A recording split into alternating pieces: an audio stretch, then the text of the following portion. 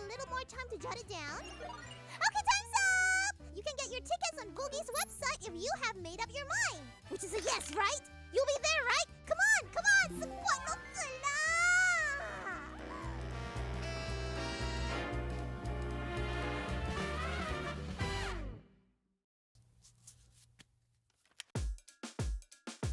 Julep, pop pop pop pop pop julep, pop pop pop pop pop julep, pop pop pop pop pop pop.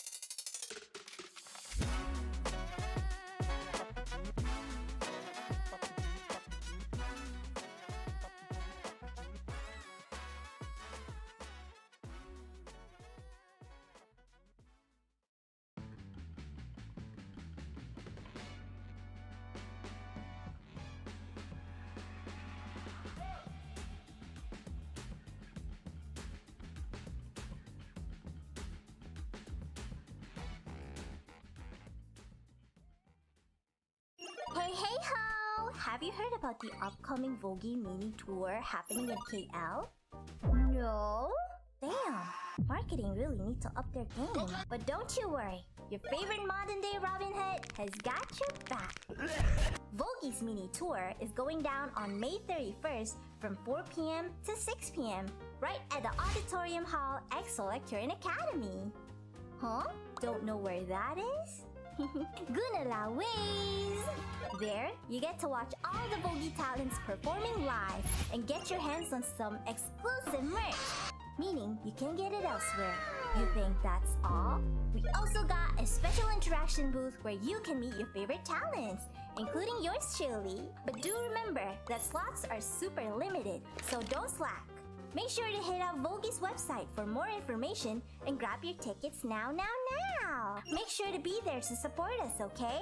I'll see you there. Bye!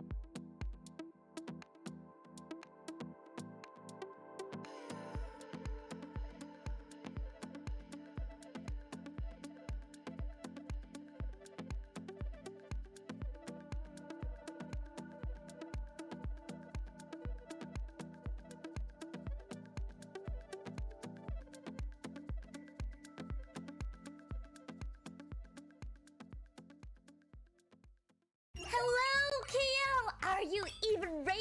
Cause Vogi Mini Tour 2025 is landing on 31st May from 4 p.m. to 6 p.m.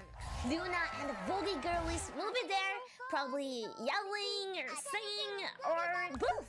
So there are two types of tickets. Standard if you're chill and gold if you're feeling like, hey, I wanna see my Oshi so close. I wanna be on stage and interact. So, oh, one more thing. If you actually wanna meet me and talk to me one-to-one, you can grab a slot at a special interaction booth too. But it's super limited, so act fast. Anyway, mark your calendar and bring a loudest woo! Because this time around, we have light stick too. Yes, so I better see you there, okay? Okay, that's all. I'm gonna go practice and make you proud. See you in KL.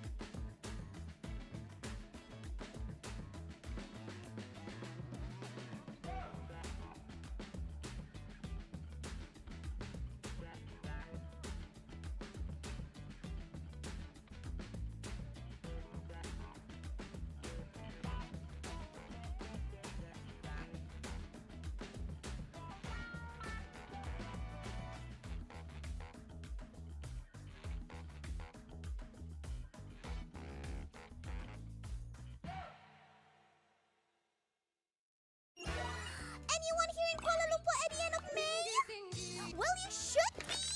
There's gonna be the first ever Vogue mini tour event here in Kuala Lumpur! Communities that support Lily and other Vogue talents can meet up and enjoy a splendid performance from each of us. There will also be a special interaction booth where you can interact one-to-one with us, but it's limited. So get your notepads because here are the details! Got it? Okay, Lily will give you a little more time to jot it down. Okay, time's up! You can get your tickets on Vogue's website if you have made up your mind. Which is a yes, right? You'll be there, right? Come on, come on! Support mo pala!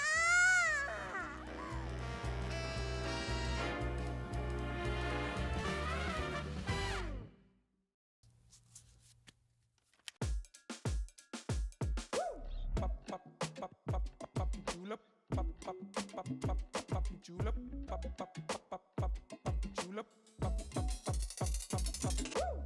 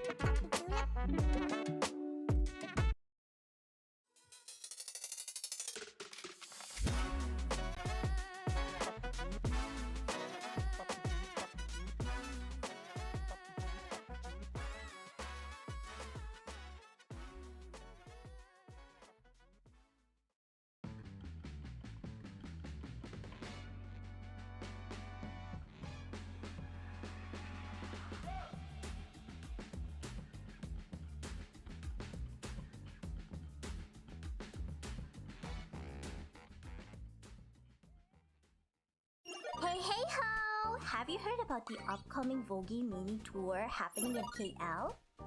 No?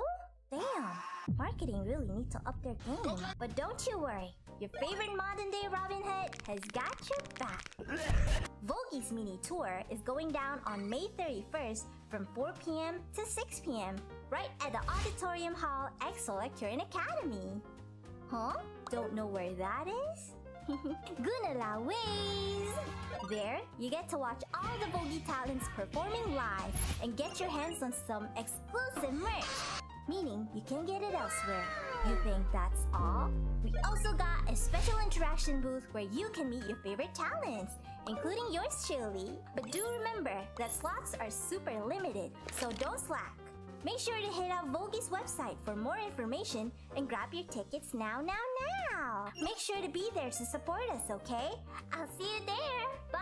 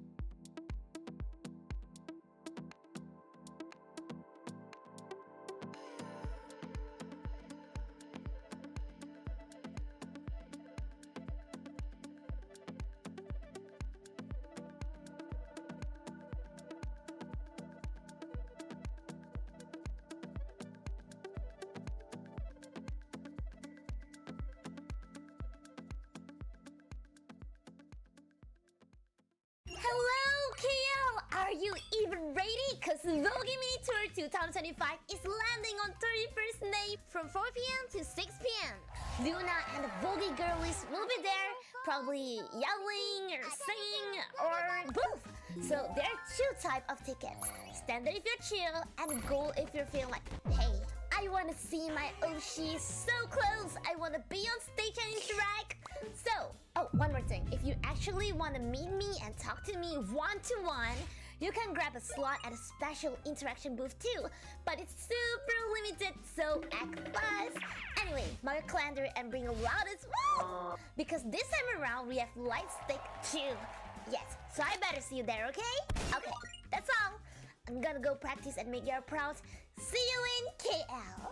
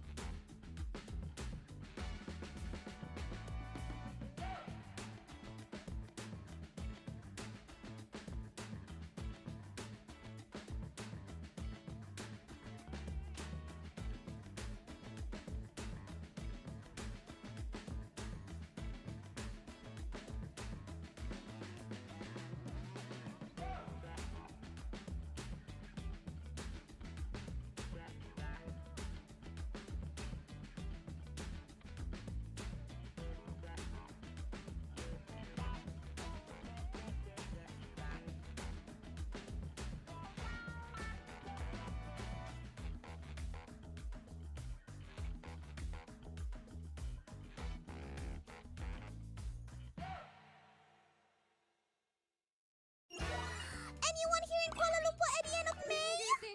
Well, you should be!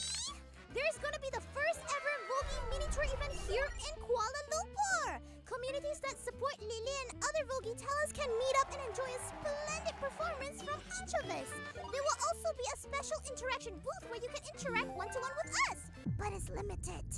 So get your notepads because here are the details! Got it?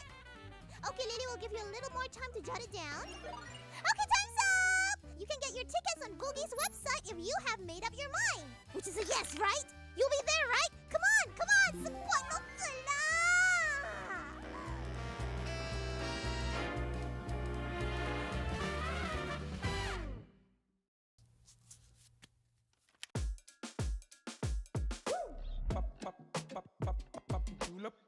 julep, julep,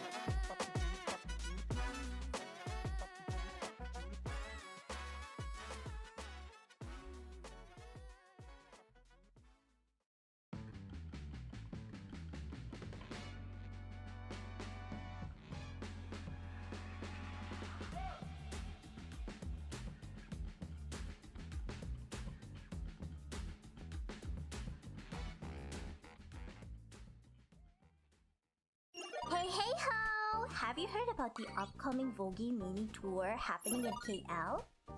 No? Damn! Marketing really need to up their game. But don't you worry, your favorite modern day Robin Hood has got your back. Vogie's mini tour is going down on May 31st from 4 p.m. to 6 p.m. right at the Auditorium Hall at Kirin Academy. Huh? Don't know where that is? Gunala Ways! There, you get to watch all the Vogie talents performing live and get your hands on some exclusive merch, meaning you can get it elsewhere. You think that's all? We also got a special interaction booth where you can meet your favorite talents, including yours truly. But do remember that slots are super limited, so don't slack. Make sure to hit up Vogie's website for more information and grab your tickets now. Make sure to be there to support us, okay? I'll see you there. Bye!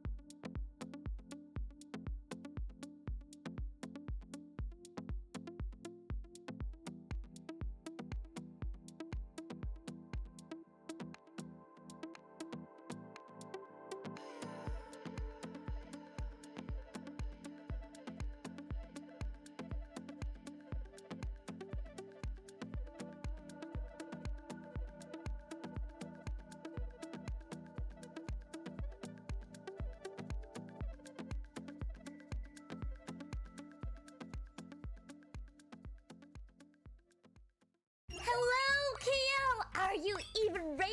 Cause Vogie Mini Tour 2025 is landing on 31st May from 4 p.m. to 6 p.m. Luna and the Vogie girlies will be there, probably yelling or singing or both.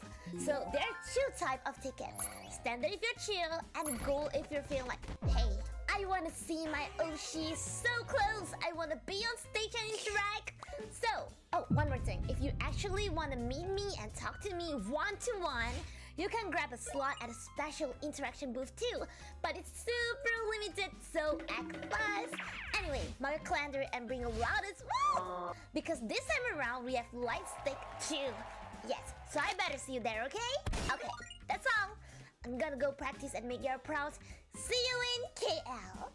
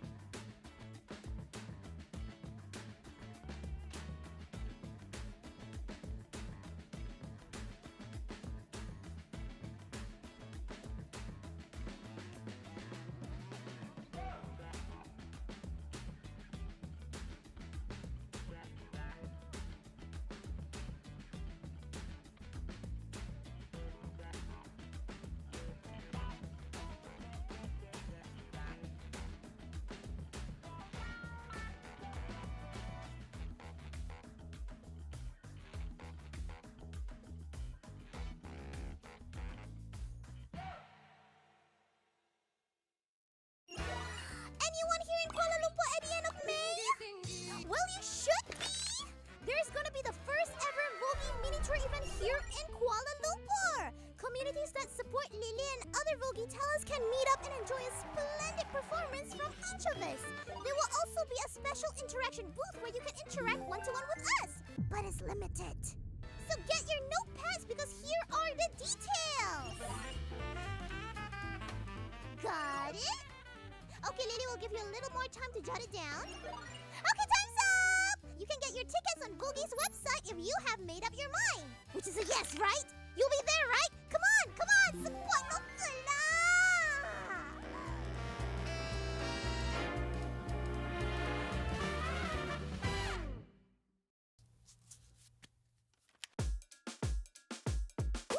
Pop, pop, pop, pop, pop, julep. Pop, pop, pop, pop, pop, julep. Pop, pop, pop, pop, pop, pop, julep. Pop, pop, pop, pop, pop, pop.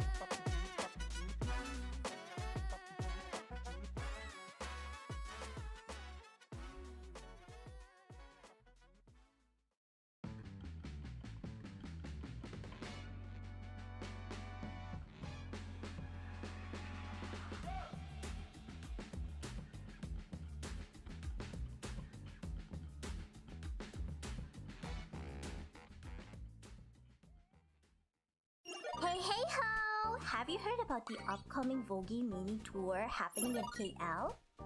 No? Damn! Marketing really need to up their game. But don't you worry, your favorite modern day Robin Hood has got your back. Vogue's mini tour is going down on May 31st from 4 p.m. to 6 p.m. right at the Auditorium Hall EXO at Current Academy. Huh? Don't know where that is? Gunala ways! There, you get to watch all the Vogue talents performing live and get your hands on some exclusive merch, meaning you can't get it elsewhere. You think that's all?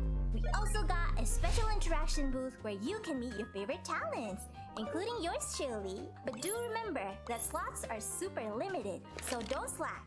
Make sure to hit up Vogue's website for more information and grab your tickets now. Make sure to be there to support us, okay?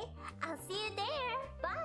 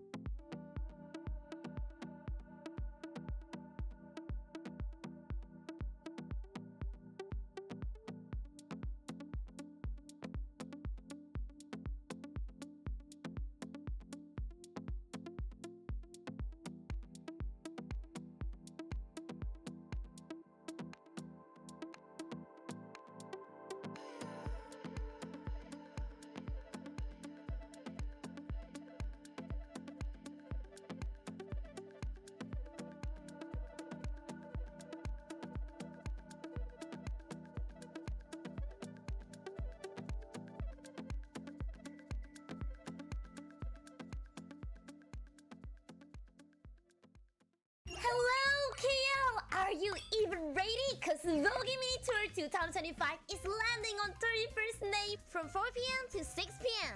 Luna and the Vogue girlies will be there, probably yelling or singing or both. So there are two types of tickets. Standard if you're chill, and gold if you're feeling like, hey, I wanna see my Oshi so close. I wanna be on stage and interact. So, oh, one more thing. If you actually wanna meet me and talk to me one-to-one, you can grab a slot at a special interaction booth too. But it's super limited, so act fast. Anyway, mark your calendar and bring a loudest woo! Because this time around, we have light stick too. Yes, so I better see you there, okay? Okay, that's all. I'm gonna go practice and make you proud. See you in KL.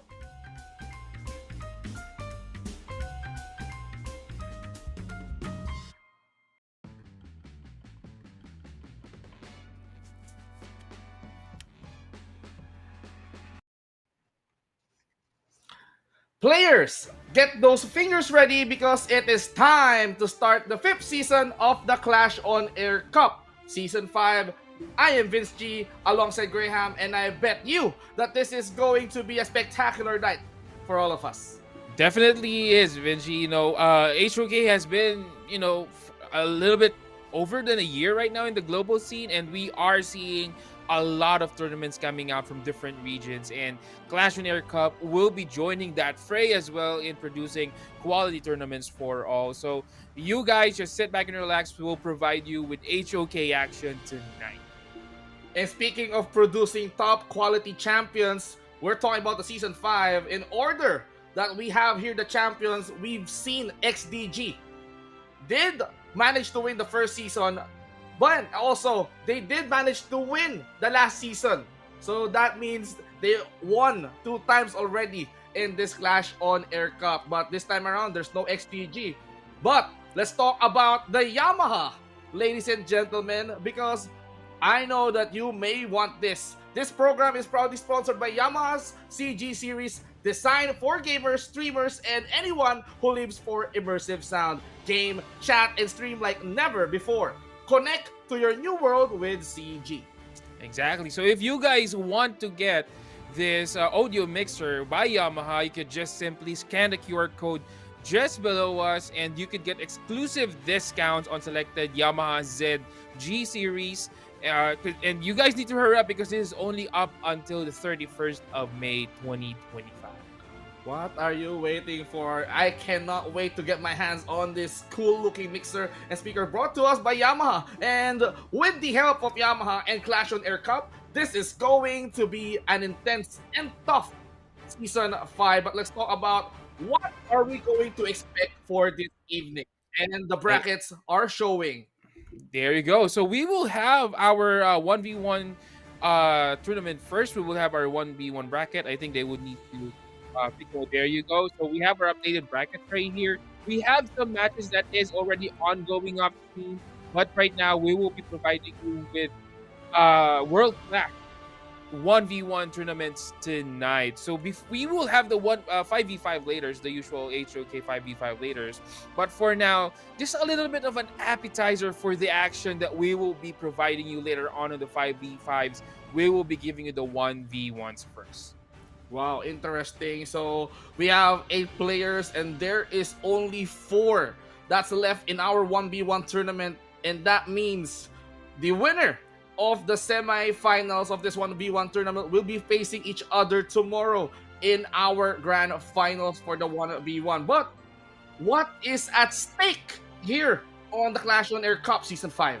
Of course, as always, we have cash prizes for you guys. The champion will be getting 150 Malaysian ringgit. The first runner-up would be 100 Malaysian ringgit, and the third place will be 50 Malaysian ringgit. So you guys, for those competing, has a lot in stake right here. Of course, the pride is there of winning, but at the side, you also have cash prizes. Well, aside from the cash prizes, we also have our tonight's schedule. So starting off with our 1v1s, Ryogi and Enchanted Gi will be facing off first, and then Kaney 1 versus the Bartender, and then after that, here are going to be our 5v5 semifinals with Sember Paratu Secret versus Fortune and Uber Allies Philippines up against Who Die, Who Useless. Okay, so we have a very action-packed HOK action tonight, and we will see more of that later on for the 5v5s. But again, we would like to discuss this 1v1s. Last season, me and Luna have the privilege of casting this 1v1s right here, and this is surprisingly exciting. There's very high technicalities in terms of the 1v1s, lane control, lane pressure. This is where the mechanics would really kick in if you are a very good 1v1 player. Well, of course, before anything else, if you want to be part of this community, if you want to be part of the discussion, scan this QR code below to join our community. So we encourage each and every one of you who's currently watching right now, if you're not in our community, feel free to do so, or feel free to join by scanning this link and join the conversations, get to know what's next, tune in probably for the future seasons of the Clash OnAir Cup.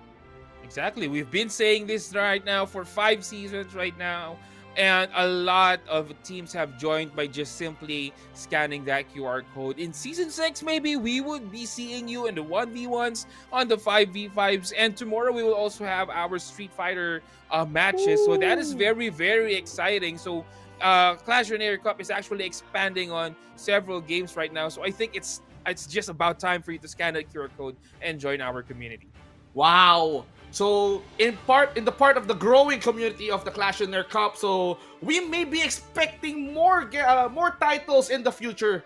Street Fighter is coming into play, so might as well expand it into FPS games if you're a fan of FPS. But right now we're focusing on MOBA, and MOBA that we have tonight is going to be the Honor of Kings. Starting off with the 1v1s, as you mentioned earlier, 1v1s had been a treat. You've been casting with Luna, you've been observing a lot of 1v1, so can you compare what's in it when they are trying when you see these 1v1s compared to the traditional 5v5s? Well, the traditional 5v5s, of course, there's the essence of team fight. A lot of it is rolling around to team fights and control on the map. But this one is just 1v1s, and right now we will see it's gonna be Futsu and a Dun match up for our first 1v1 game. Just to remind you guys, this is gonna be the first tower down, so which means that whoever gets that first tower down will be winning our game right here. This is the best of 3 series, so first to make 2 points will be the winner.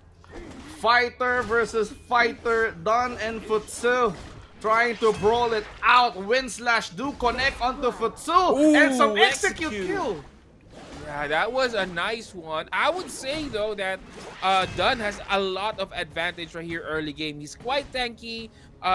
Once he comes into the game, he has a lot of damage as well. So Futsu just needs to have a little bit more items. Not much strong early game. So I would say Dun really has the advantage on this one. But let's see how Futsu right here will drag this to later on to the maybe mid to late game for him to have that advantage.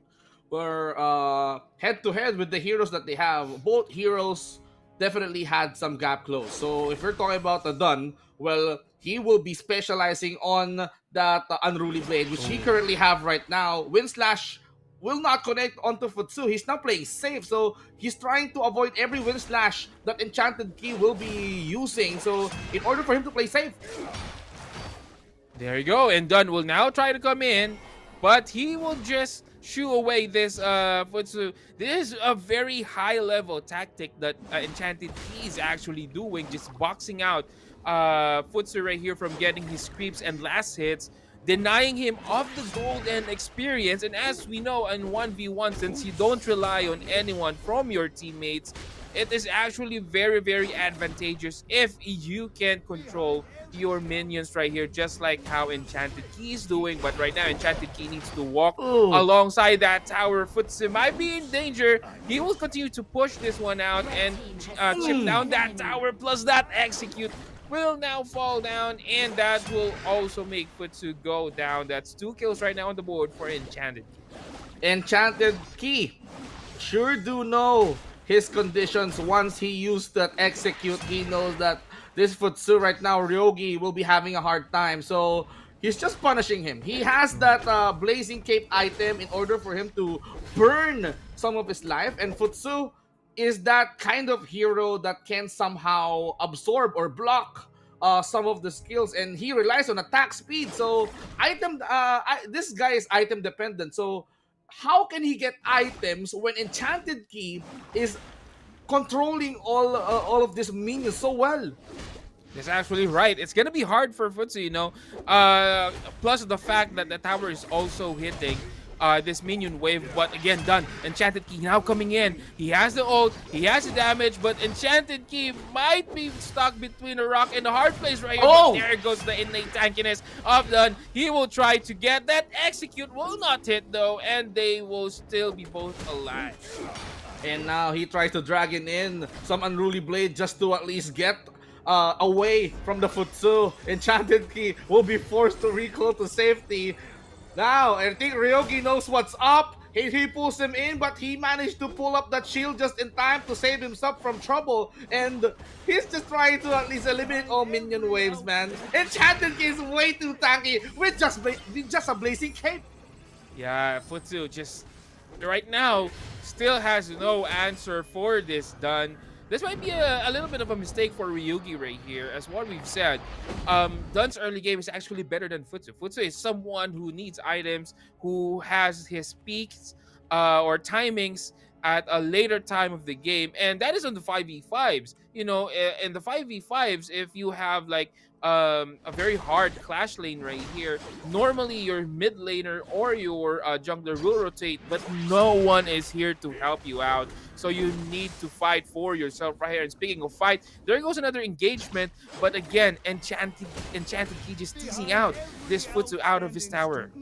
Well, Enchanted Key has this inner tankiness with Gale's benediction. He's just withstanding every blow that Futsu has. Wind Slash will not connect. He's trying to pull someone or Enchanted Key with the corporal punishment. Remember, so it's not about getting as much kills. It's all about taking down the turret. So if Enchanted Key can end this as fast as he can, oh my goodness!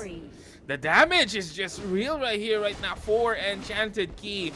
Item advantage, you would see the economic advantage right here. 6.6k, 5.3k, and this might be it, Vince G. He's actually trying to take the tower down as early as possible. 8 seconds on Futsu, but I think that 8 seconds is just too long for Futsu to come back, and Enchanted Key will get the first game of our best of 3 series.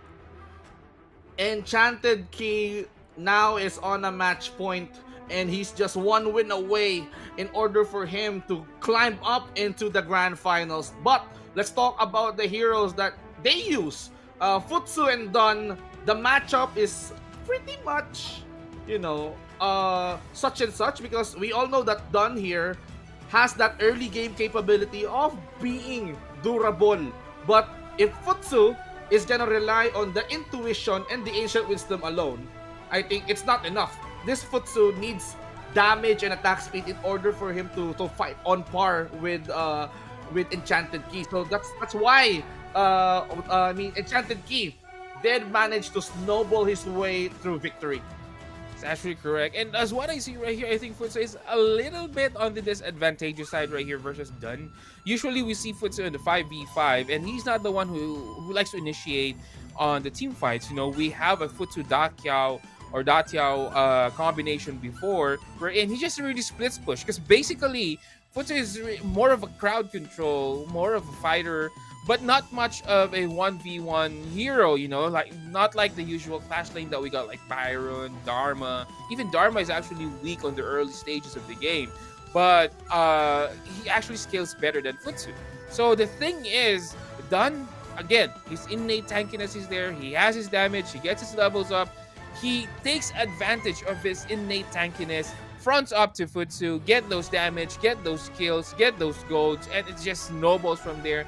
He got items, he got proper kills. He also manages the minion wave properly, as what you saw earlier. Futsu has no way of challenging Dun to get his last hits just at the back of Dun, and Dun is actually doing a good job of just preventing Futsu from getting those last hits. That is where the losing starts for Futsu. But that's what I've said.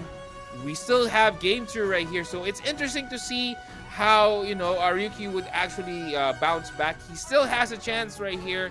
Maybe get a better, more active, you know, hero that could actually play, so that he could actually play better.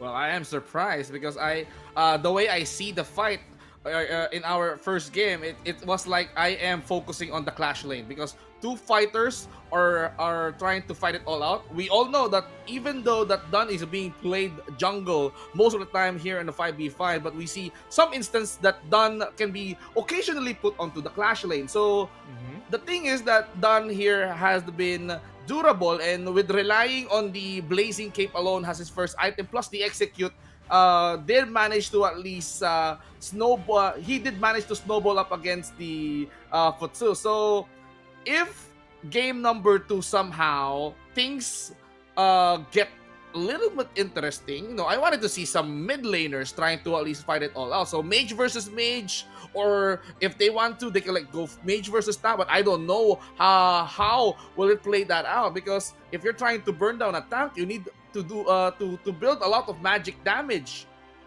It's actually correct, you know, and as what I've said, it's quite different from what we have seen last season, because last season Clash OnAir Cup launched this 1v1 tournament, and again, it's quite different from what we have seen, because last time it was raiding mid laners, you know, it's the Dakyao, the Dakyao supremacy on the 1v1s last time.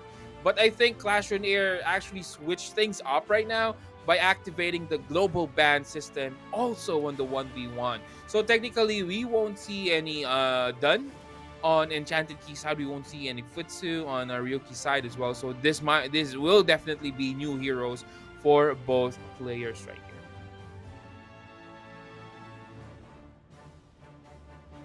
here. See what can they bring to the place, you know, how to go back into play.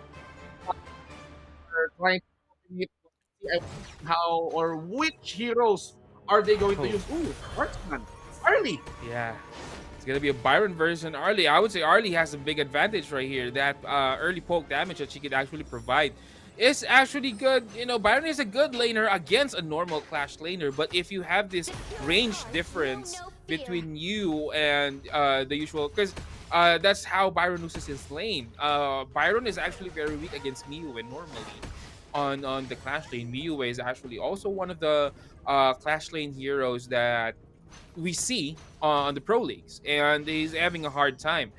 Now you have Arlie. She has the innate damage. She has the innate burst potential, and I think Enchanted Key's winning condition right here is to get this level 4 first. You know, out sustain the damage that Arlie is actually trying to provide, and then get his crowd controls right. But right now, Enchanted Key is just, you know, getting that painful hits from Arlie, and he needs to go back as well. 2 level difference right now, Vinci. Oh, wait a minute.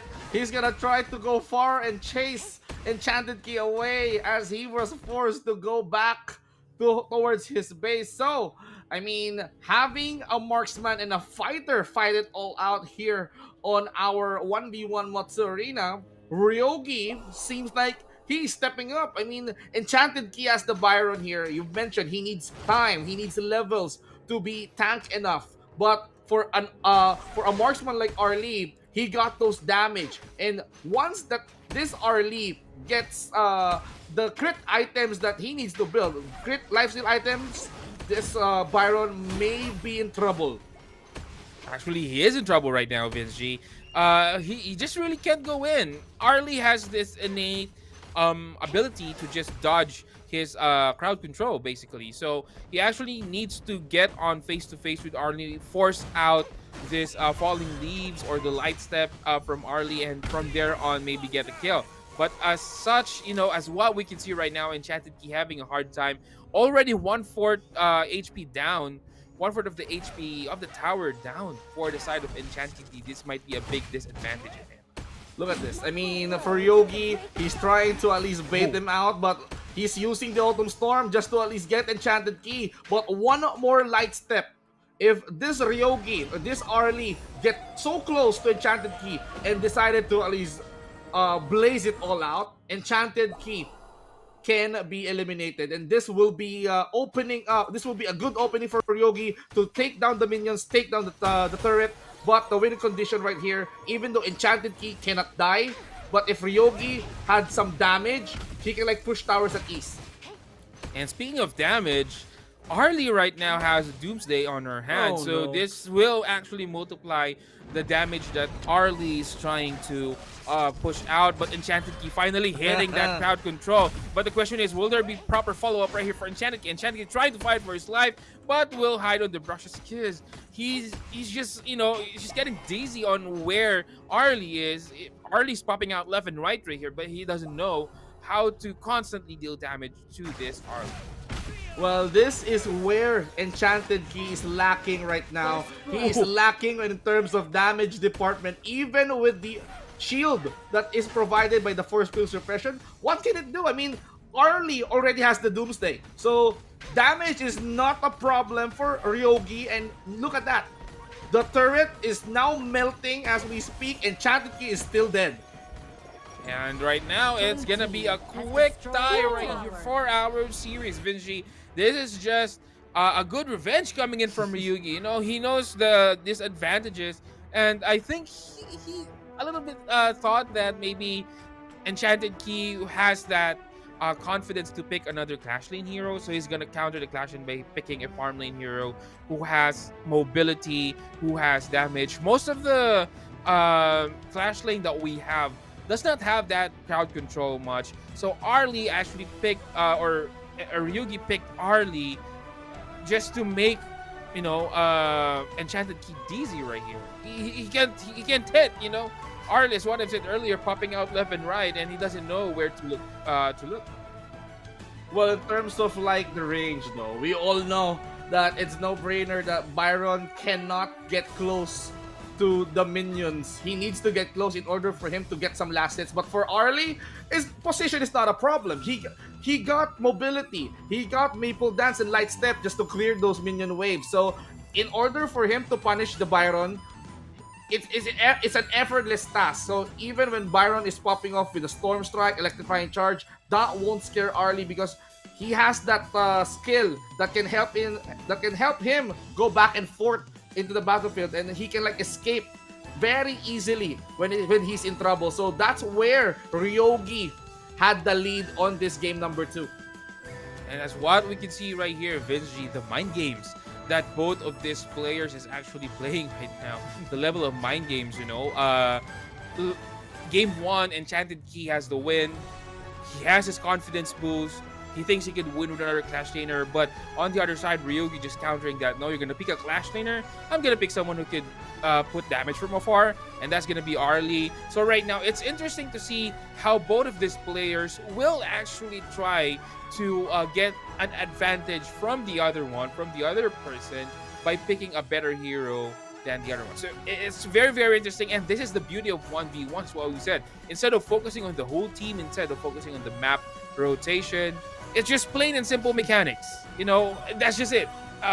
Who is better at mechanics? Who is better on understanding of the game? Sometimes a little bit luck. You know, who picks a better hero right here will get a chance on winning this 1v1s.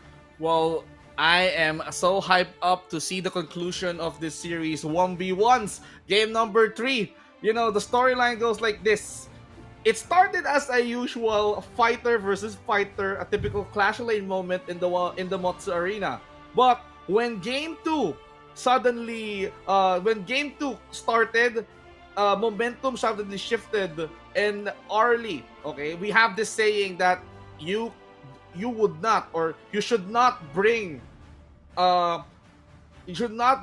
sword into a gunfight. So Byron here decided to wield his big hammer, and then Arlie just decided to at least, okay, you're not gonna go near me. You're not gonna get as close as you can. Yes, you may be getting close, but in order for you to at least eliminate me, I can eliminate you first because I got the damage. I am leading in the damage department. So right.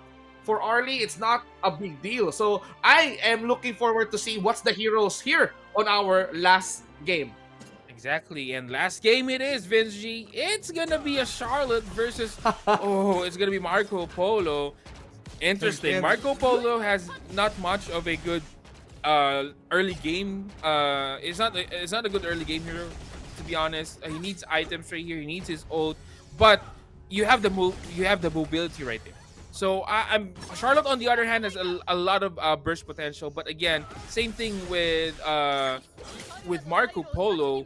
Once she has the damage or once she has the level, she has the damage as well. But Marco Polo hitting that barrage, this is gonna be interesting to see Enchanted Key back up on his tower again. What did I just said earlier? You should not bring a sword into a gunfight, and Enchanted Key insist of bringing a sword into a gunfight. Look at how confident Ryogi is. He's just harassing Enchanted Key way too much. That's just too much right here. But again, the first blood for our game 3 will be on the hands of Ryogi. And Ryogi now, he's going to push this wave as fast as he could. But he's going to just go back, get his health up, and then maybe fight another skirmish. He is now level 4, so he's almost or more than a level advantage here versus Enchanted Key. He has his ult already, so he could go aggressive. But the question is how Enchanted Key will counter this Marco Polo pick. If I were him, and there you go, a barrage coming in for Marco Polo. No ults now, but the damage is still there. Enchanted Key again needs to be forced back onto his base. I mean, for Ryogi, it's a really good discipline for him to go back after that kill because he knows. I mean, I get the first kill, I get more gold, so it's better for me to play safe. It's better for me to at least heal up every damage that I took from that first bout. Now, for Enchanted Key, it's gonna be a challenge again, just like the game number 2 where the Byron did have a little bit of problem getting up close with the Arlie. So Marco Polo here, again, like an Arlie, he got that mobility. He got the roaming gun to go in and go out of the battlefield easily. So damage-wise, he got the Resplendent Revolver just to at least clear out the minion wave. But for Charlotte, I mean, he just relied on the Splash Gradation passive in order for him to at least try to nuke Ryogi out, but he needs items too. Oh, but there you go. This Ryogi or Marco Polo is actually doing a good job of just baiting out the skills from Enchanted Key, but right now he's gonna go in. Damage right now, Enchanted Key slowly but surely battling it up with Marco Polo, and I think he can maybe give him a little bit more levels, maybe give him 1 or 2 more items. This might be a threat right here for Ryogi. This might be the comeback that we're looking for Enchanted Key. Okay, he's just waiting for 6, but he went too deep. So I can see what Enchanted Key wants to do. He needs levels because that's a Charlotte. So you need the power gradation just to be immune with the high amount of damage coming in from the Marco Polo. But it's still a Marco Polo doing his job, and he overextended. He gets close to the turret's range, and that cost him his life. So Ryogi again has the kill advantage comparing to Enchanted Key, and for him, he needs to play safer. If he wants to do this late game, he needs to be careful. Exactly, and as careful as it can be, Enchanted Key should be careful as much as possible. He needs to attack first, but at the same time, he needs to bait out the skills right here. But Enchanted Key just slashing his way through Marco Polo, but that's gonna be enough. Oh, it will be. And it's gonna be Enchanted Key on the board here. Game 3, it is a heated match, Vince G. There you go.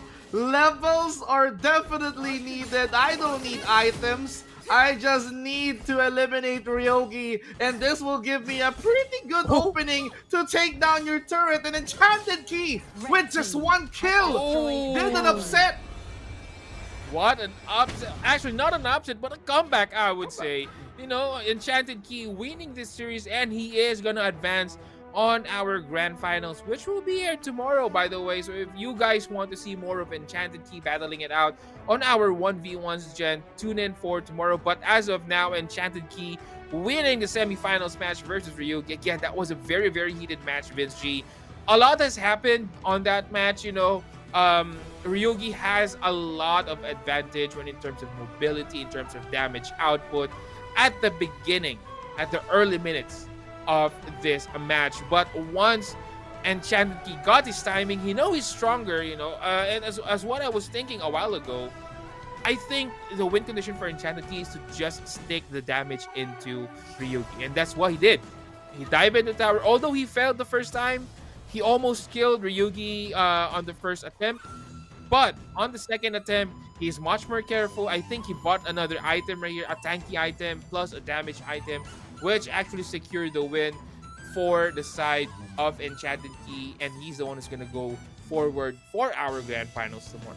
Well, I assume that Ryogi did think the same thing may happen if he sticks to the marksman like a Marco Polo, just like his Arlie earlier. But here, Enchanted Key proved him wrong. Okay, I'm gonna bring my sword. I'm not even scared. I'm gonna try to at least outpower you. And with the timing that you mentioned, he did manage to eliminate Ryogi, and with that elimination, it gave him the freedom to take down that turret in order for him to convert that win. So what did just happen? I mean, he just needs the power gradation to at least have that kind of immunity and damage reduction from the damage that Marco Polo has.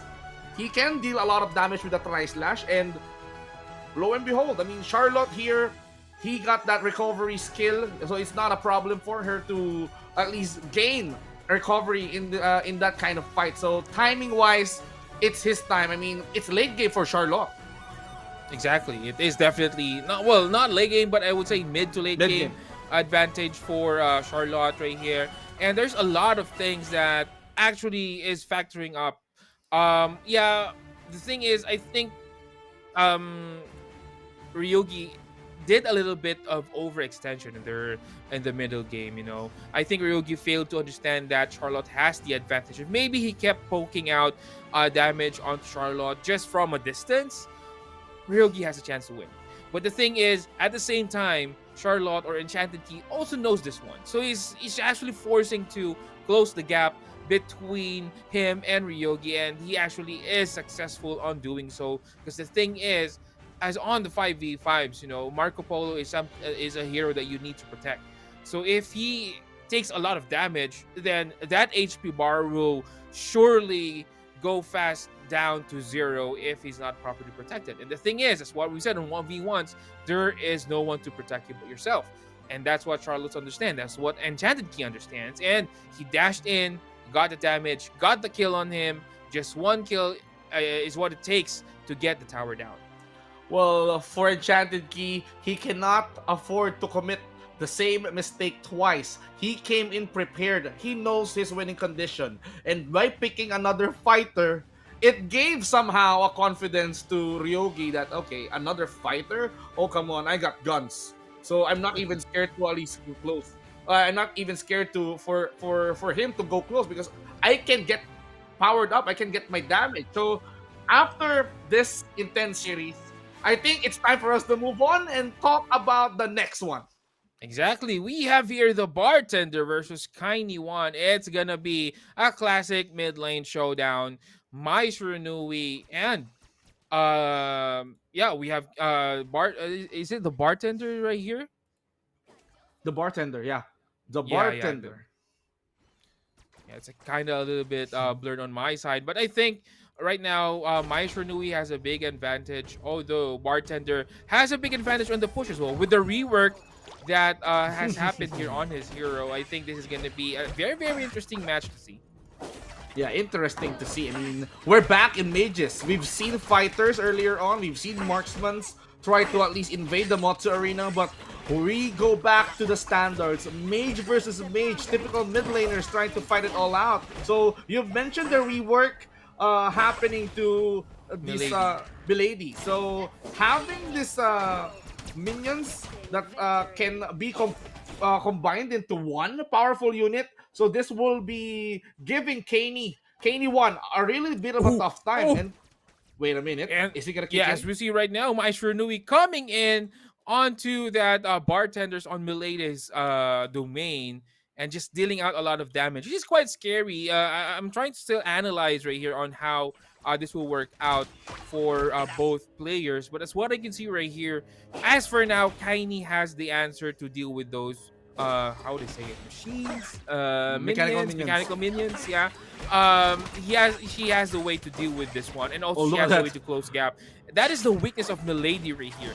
Once you have that close gap for Milady, all she can do is just throw her minions out, maybe force an ultimate right here. If she doesn't kill that hero, then that's gonna be a problem for her.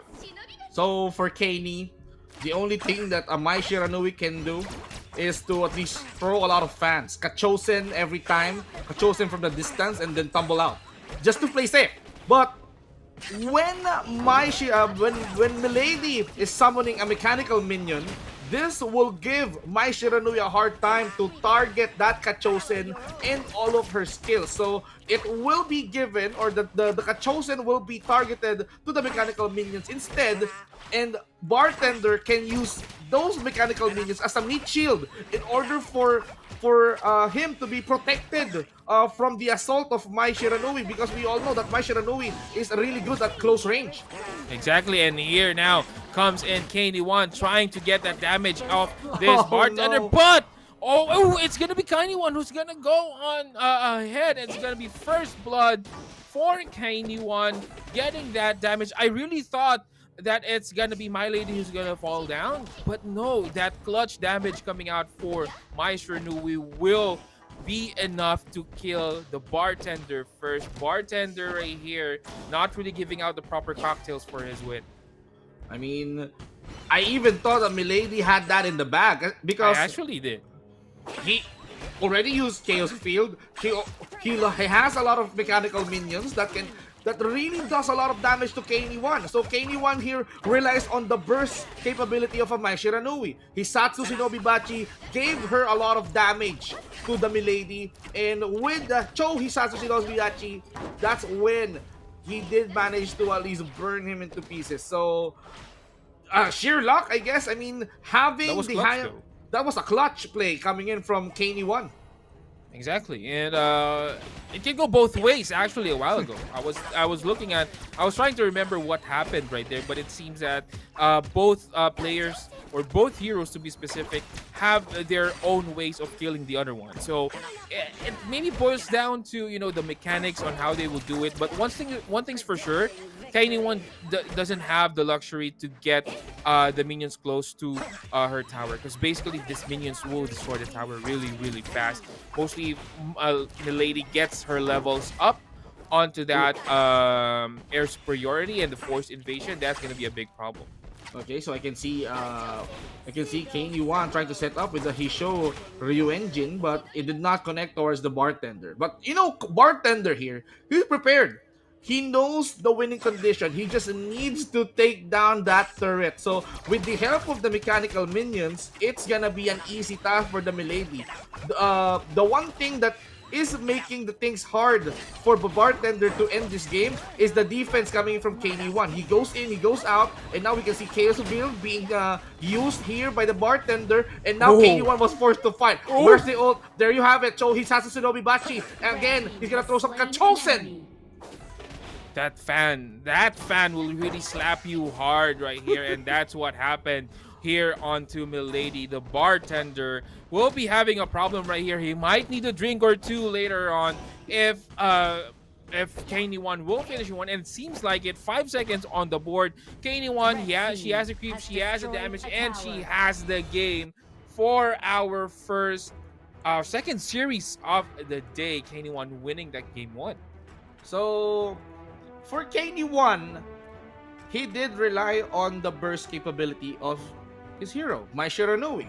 So in order for him to pick off Milady, he decided to at least get close. So mechanical minions made it hard for Mai Shiranui to get close to Milady. But once that he gets close, once that Kaini1 eliminated those mechanical minions, it's easy for him to perform the combo. So having that Hishoru engine, Shohisatsu Shinobi Bachi combination, Kachosen with the finish. So having Milady down, this gives an opening for Mai Shiranui to take down the turrets at ease together with the minions. But for Milady, I'm sure that he's being patient with his mechanical minions just to end this game. But those patience isn't enough to at least outwit a burst hero like a Mai Shiranui.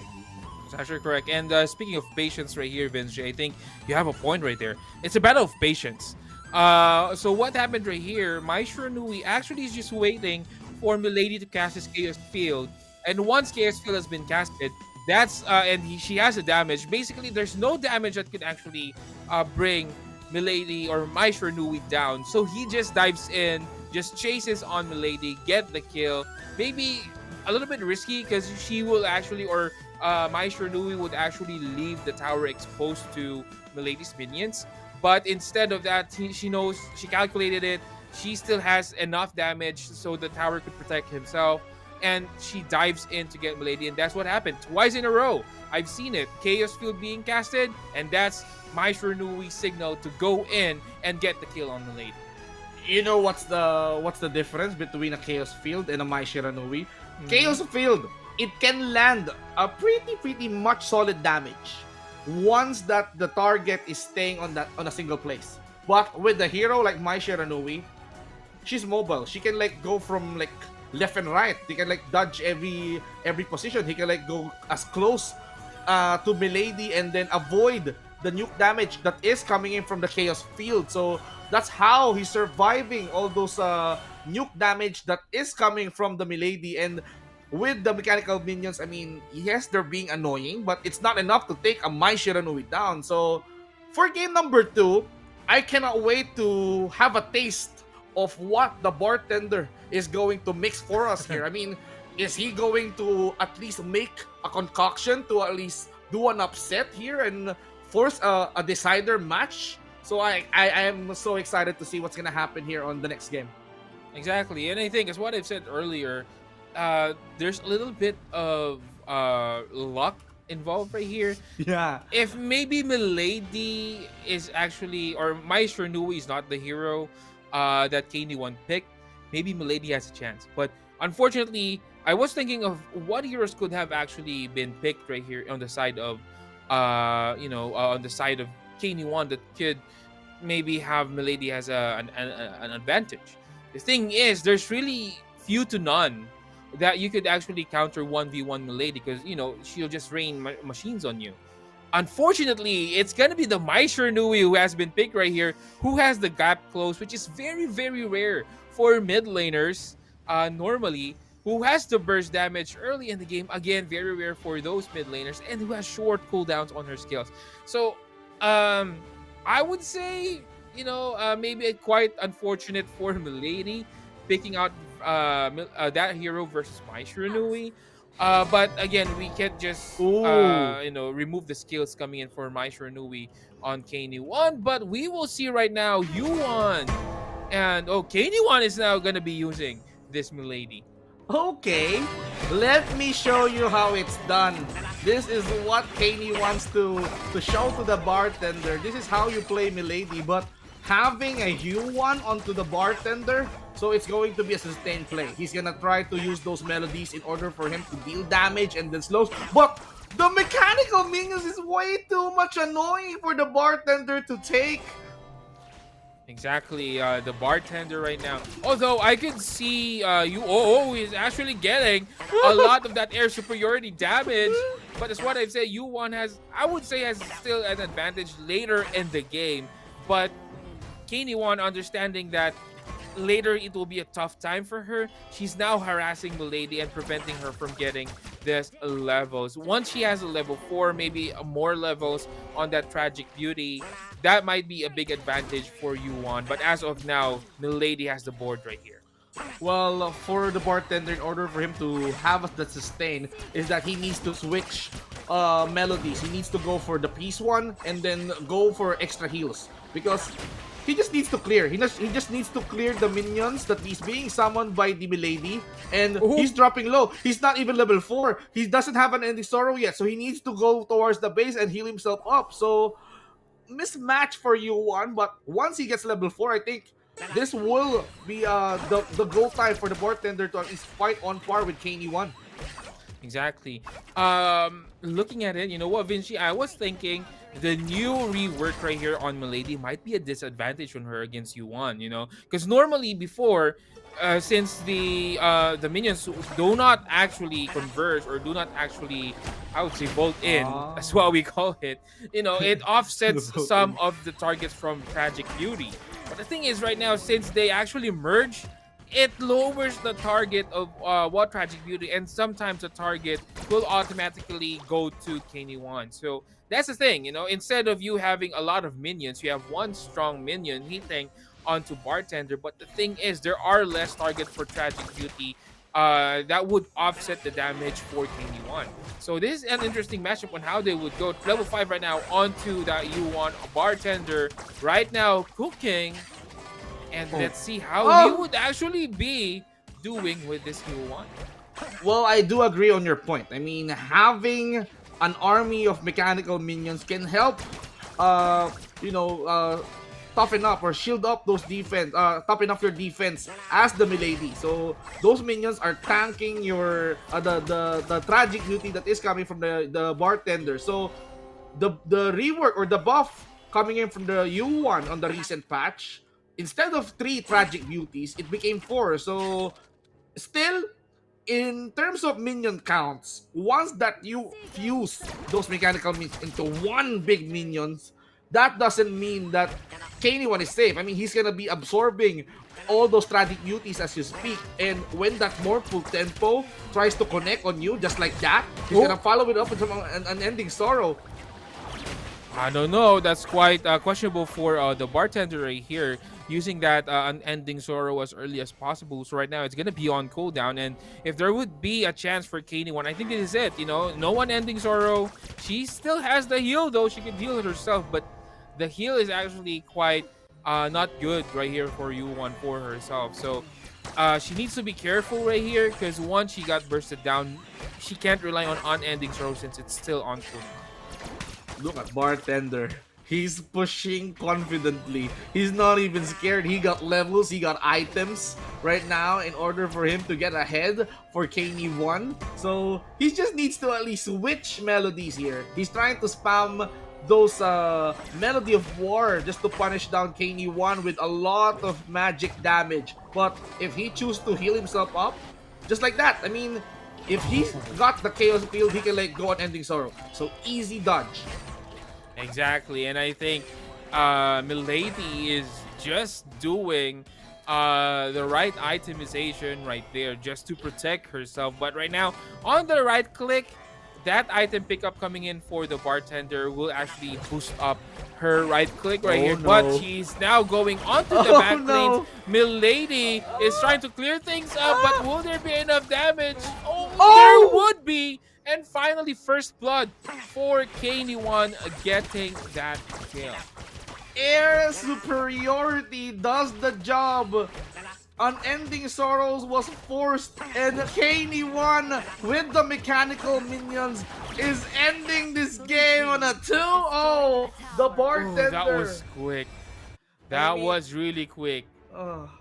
I was even hoping bartender will force a game number 3 so I can see more, but for KNE1, okay, I cannot afford to lose. I got the momentum. I found an opening. I'm gonna be turning this one around. That's actually correct. And that's what I've said, KNE1 just itemizing properly right here. You know, avoiding getting that burst damage coming in for the side of U1. And that's the thing, you know, that's the scary thing about Milady. You die once, you have a long cooldown, game's over. She could just straight up push the tower. Her minions is just gonna rain machines onto your tower, and your tower just don't know what to do right there, and it automatically is gonna be go down. I actually was not looking at the screen because I was checking something, and I just saw that, you know, the tower's really going down quick. So I was surprised to see, and that is the pushing power of Milady. Basically, in 5v5s, you actually pick Milady for the push. And that's the reason why. You don't leave Milady alone on a lane. And that's what happened. U1 dies, push happens, game's over. Well, for U1, I am expecting him for at least to at least eliminate Milady on that one. But you know, having to spam the tragic beauties, that will make make his damage output really, really, really high in order for him to push turrets really fast. So for this 1v1s, I think we had the results already. So we need to at least see who's going to be facing off in the grand finals for tomorrow. And we have here Enchanted Key and Kaney. So who's going to be the champion for our 1v1 tournament tomorrow? That's actually correct. But on the other hand, Ryuki and the bartender is still not out of the game. You know, they can still fight for that 50 Malaysian ringgit on the third place. And whoever wins that battle for third will get, as what I've said, 50 Malaysian ringgit. But Enchanted Key and Kaney one for tomorrow will be the one who's fighting for that grand prize. And it's going to be exciting. You know, both players actually showed their mechanical skills. Both players showed high level of understanding in terms of hero. And I am very excited to see who will win tomorrow on our 1v1 matches. Imagine this, Enchanted Key has a lot of fighter pool in his pocket, and Kaney 1 specializes in mage. So this is a match that we need to focus on tomorrow. So that is it for our 1v1 Motsu Arena, and tomorrow is going to be the coronation of the 1v1 champion. So I mean, that was quick. I really wanted to see more of these 1v1s. I know how you felt. So this is how you felt when you first saw the 1v1s, and this is my first time seeing the 1v1s. I am so what do you call this? I need to see more of this action. I am, you know, I wanted to see more. And that is the enchanting thing on 1v1s. You know, you see the their skills, you see their game understanding, you see how they manage their creep waves. These little things actually, it adds up onto that win. Sometimes hero choice is also a big factor, you know, and it depends. As what I've said a while ago, it's gonna be luck also kicking in sometimes. And as what I've said, that's enough for our 1v1s right now. We will go on to our very exciting 5v5s later on. Before that, we will take a short break, and when we come back, we will go to that Battlefield 5v5 later on. So stick around, don't go away. We'll be right back. Going down on May 31st from 4 p.m. to 6 p.m. right at the Auditorium Hall Excel Lecturing Academy. Huh? Don't know where that is? Gunala Ways! There, you get to watch all the Vogie talents performing live and get your hands on some exclusive merch, meaning you can't get it elsewhere. You think that's all? We also got a special interaction booth where you can meet your favorite talents, including yours truly. But do remember that slots are super limited, so don't slack. Make sure to hit up Vogie's website for more information and grab your tickets now. Make sure to be there to support us, okay? I'll see you there. Bye!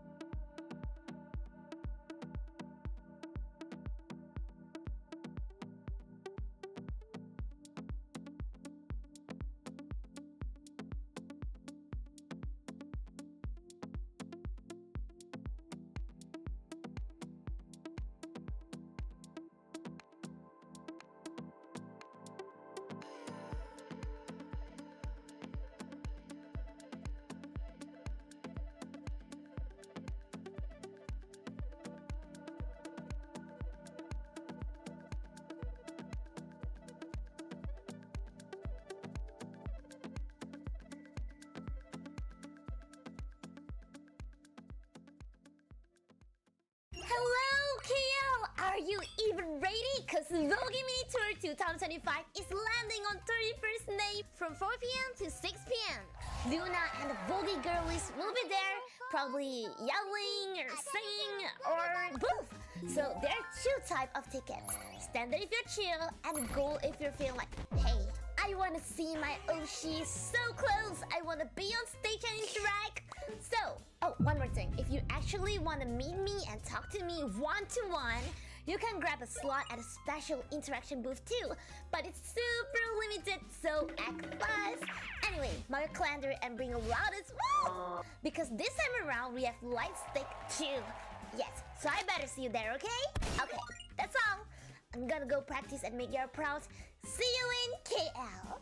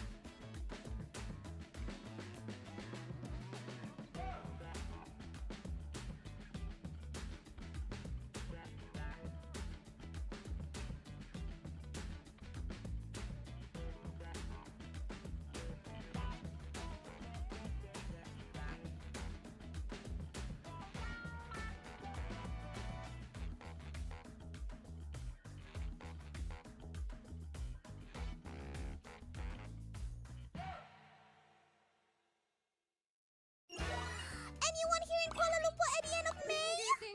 Well, you should be! There's gonna be the first ever Vogue Mini Tour event here in Kuala Lumpur! Communities that support Lily and other Vogue talents can meet up and enjoy a splendid performance from each of us. There will also be a special interaction booth where you can interact one-to-one with us, but it's limited. So get your notepads because here are the details! Got it? Okay, Lily will give you a little more time to jot it down. Okay, time's up! You can get your tickets on Vogue's website if you have made up your mind. Which is a yes, right? You'll be there, right? Come on, come on! Support mo sila!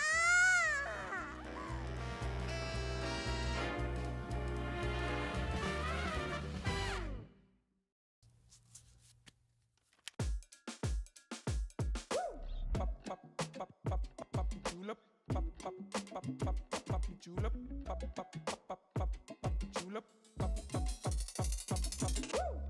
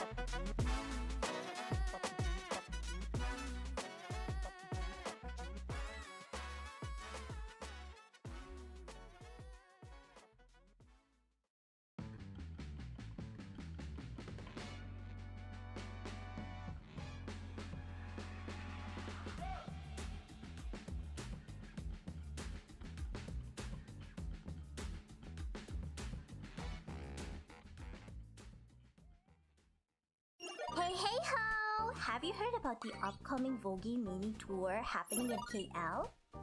No? Damn! Marketing really need to up their game. But don't you worry, your favorite modern day Robin Hood has got your back. Vogue's Mini Tour is going down on May 31st from 4 p.m. to 6 p.m. right at the Auditorium Hall EXO Current Academy. Huh? Don't know where that is? Gunala Ways! There, you get to watch all the Vogue talents performing live and get your hands on some exclusive merch. meaning you can get it elsewhere. You think that's all? We also got a special interaction booth where you can meet your favorite talents, including yours truly. But do remember that slots are super limited, so don't slack. Make sure to hit up Vogi's website for more information and grab your tickets now. Make sure to be there to support us, okay? I'll see you there. Bye!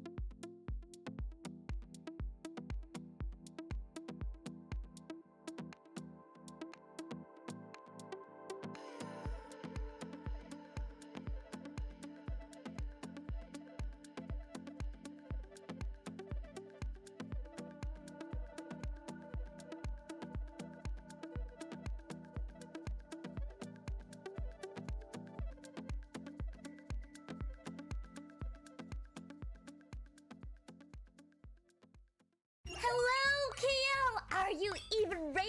Cause Vogi Mini Tour 2025 is landing on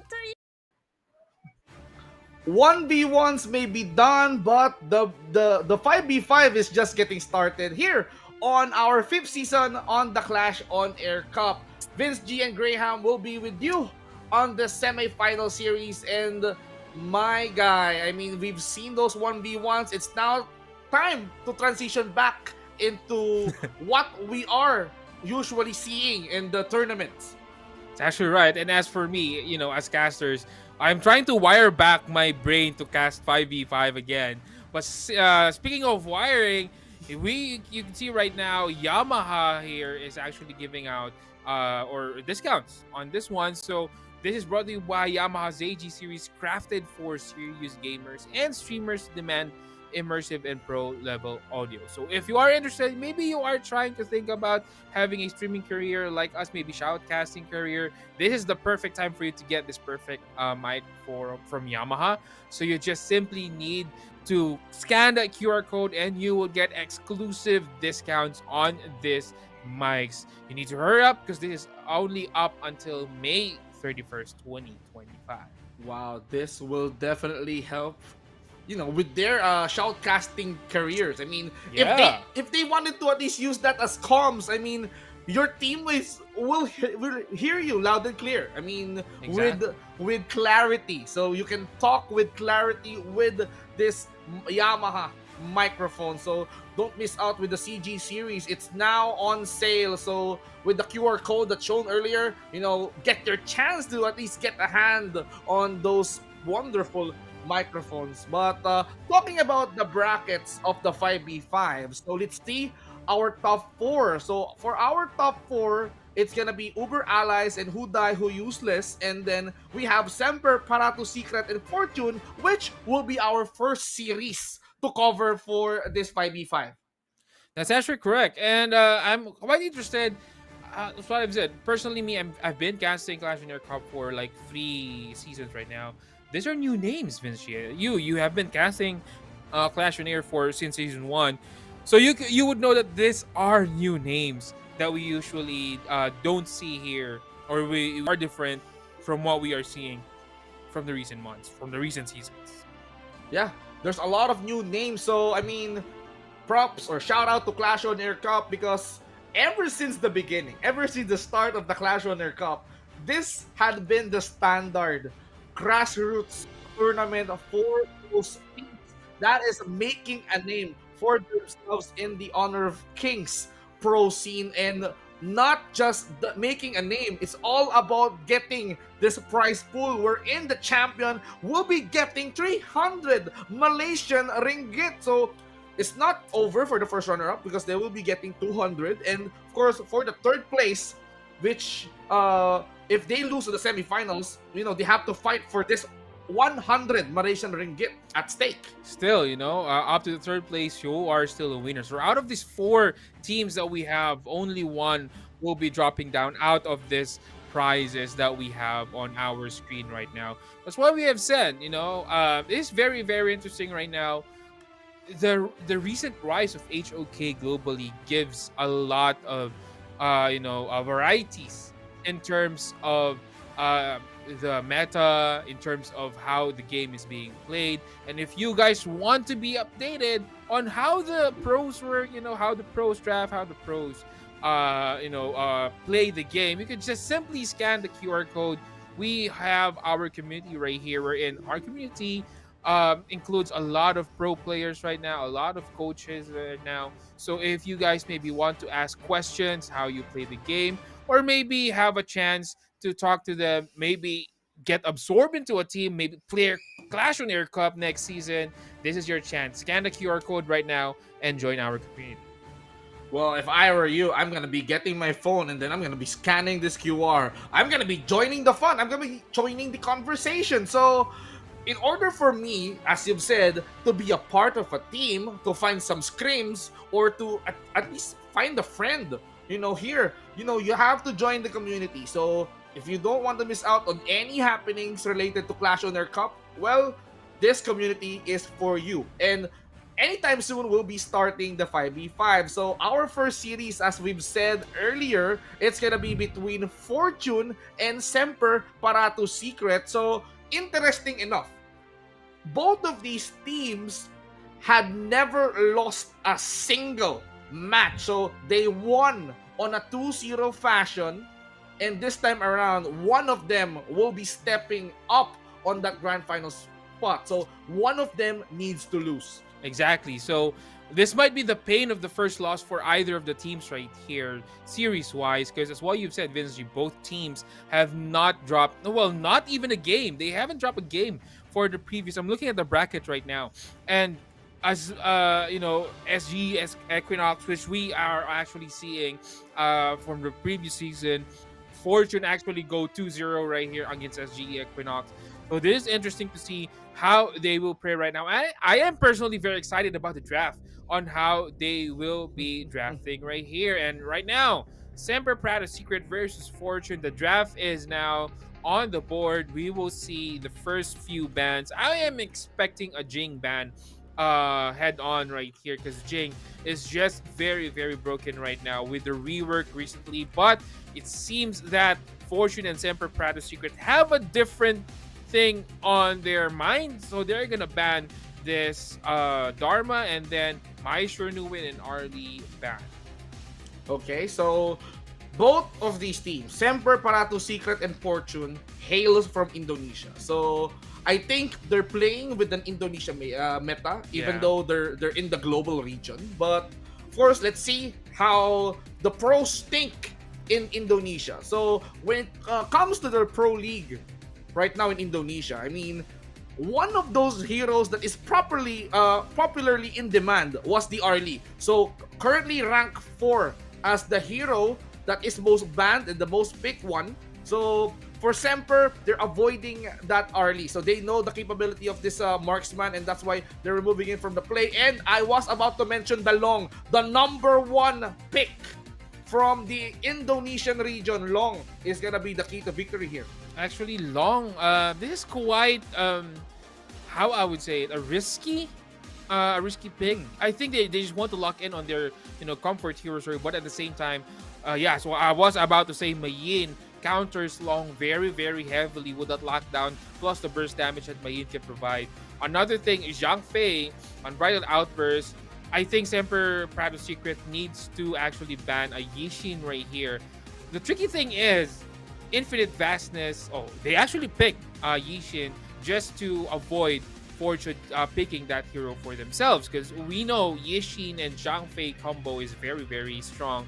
Include that with a Mayin who can just simply go in once Long has been trapped into that World is My board. It's going to be a very, very painful thing right here. But I would say on the laning stage, this Diadia Long combo is just very, very strong on the lane. I think they would need to partner this one up with another strong lane on the side of Fortune, but we'll see who they will pick up right here. Where we are familiar with the Diadia Long combo. So we've seen this a lot of times in the Philippine pro scene, and of course a lot of this happening in the global meta as well. So Chano, okay, one of the freshest heroes on the scene right now being acquired by Fortune. That means Fortune right now is going to heavily rely on information. Vision-wise, we all know that Chano can provide vision with the Lupine Trap, and he can like deal a heavy damage once that he's inside the brush, charging up those arrows. So we can see how they will play out with a Chano, but we don't know if this Chano is gonna be put up in the farm lane or might as well play this out on the jungle. Exactly. And looking at it right here, we still have Ogran on the board though. Both teams can actually play Ogran still. But I think Sakir for Fortune is actually a very, very reasonable pick. No, there's already Zhang Fei. Ogran might be a good pick right here. For the mid laner, you have, I would say Mai. Oh, Mai is also already banned, but I would say maybe Lady Zhen, just to protect that Ogran pick that Semper Paratus Secret might actually pull off. So they're just waiting, but Elaine has been banned on the other end. So I think Fortune is actually baiting for Semper Paratus Secret to get that Ogran so that they could actually counter it for themselves. Oh. But they actually banned it for themselves, just avoiding that advantage if Fortune gets that Ogran. Okay. They are waiting for them to go Ogran. We're not gonna use Ogran. Nobody's gonna use the Ogran. Yeah. So for Fortune, they have to make this one count. So in terms of like Rome, okay, they solidify the jungle. Done. It's all set and done. But for the jungle of Semper, they're gonna be going with the all reliable. They are gonna be going with the Pei. What's really good about the Pei is that he can clear fast. He can like rotate. He can invade towards the enemy jungle. So in terms of jungle invasion, I mean, Pei is one of those heroes that can clear the jungle faster. So Dun versus Pei in the jungle, it seems. Exactly. Although Dun can actually still be put on the Clash lane, and maybe Fortune can pick another jungle. That may be another option for Fortune. But for Semper Paratus Secret, as what you've said, this Pei, I was thinking about Byron a while ago. Byron is actually a perfect combination for Pei right here, just to invade the jungle. So these two last picks from Semper Paratus Secret actually screams out jungle control. They need to actually, or they want to invade the jungle. You have the Yishin. Yishin is very advantageous if you have the right positions on the jungle, so they could actually force this one out. But on the other side, just to protect someone who will be trapped inside that World is My board, Fortune is gonna pick this Princess Frost, which is actually a very good counter. Anything that zones out the Lianpo, the Yishin, once you have a Princess Frost, it's usually the counter for those heroes who can deal a lot of AoE disables, a lot of AoE damage. Princess Frost is also a very, very common counter against Ogran as well. So this is very interesting to see. But I would say on the laning stage, this Diageo long combo is just very, very good. So they need to take care. Fortune has their peak maybe on the mid to late game once Mayin has her items and their rotation. Even on the laning stage, once Byron gets his level 2 timing, Mayin will have a very, very hard lane right here. But on the other side, Fortune also has that possible vision. So it's very, very hard to gank this channel on the farm lane. So let's see how both teams. This is going to be game one, my friends, of our best of 3 Series 4 Hour 5v5 Semper Paratus Secret versus Fortune. Well, we can see, I mean, Happy Ra here just trying to scout for the enemy's Azure Golem, but he spots a Princess Frost and, of course, a Jiang Fei trying to at least, clear out the mid as fast as they can. For Pei is gonna be, working on the jungle first. He needs to clear that Crimson Golem in order for him to rotate, but you can see how Semper Paratus Secret is very, very much confident when it comes to at least getting that vision towards the Fortune side of the jungle, plus trying to locate which side of the jungle on the Fortune is very much occupied with the jungle creeps. So if the Pei decided to at least go towards the bottom side of the map, or probably continue towards the side of the Semper, they can like go for level 4 rotate and then get the Mai early. You're actually correct on there, but as expected, I think Byron is sticking out with Yishin, as you can see on the map, Yishin and Pei, to invade this jungle. They know that Main is very, very weak on the early levels, but once Main gets his level 4, I think there is a chance to fight this one out. But for the meantime, as what we said on the draft, these two will partner up. You would see most of the time they will partner up, Pei and Byron. And right now, they are gonna face this combo into the middle lane. Princess Frost might be in danger though. Level 4 on that done. But Princess Frost might fall. No, the flash is there, but the damage will be enough to get the bodies on the floor for the side of Fortune, and that is gonna be a 2-0 trade. First blood for Semper Paratus Secret. Well, for the side of Fortune, they had become way confident once that they saw that the members of the Semper Paratus Secret is trying to rotate down the mid lane. So when Frost saw that coming, he did not hesitate.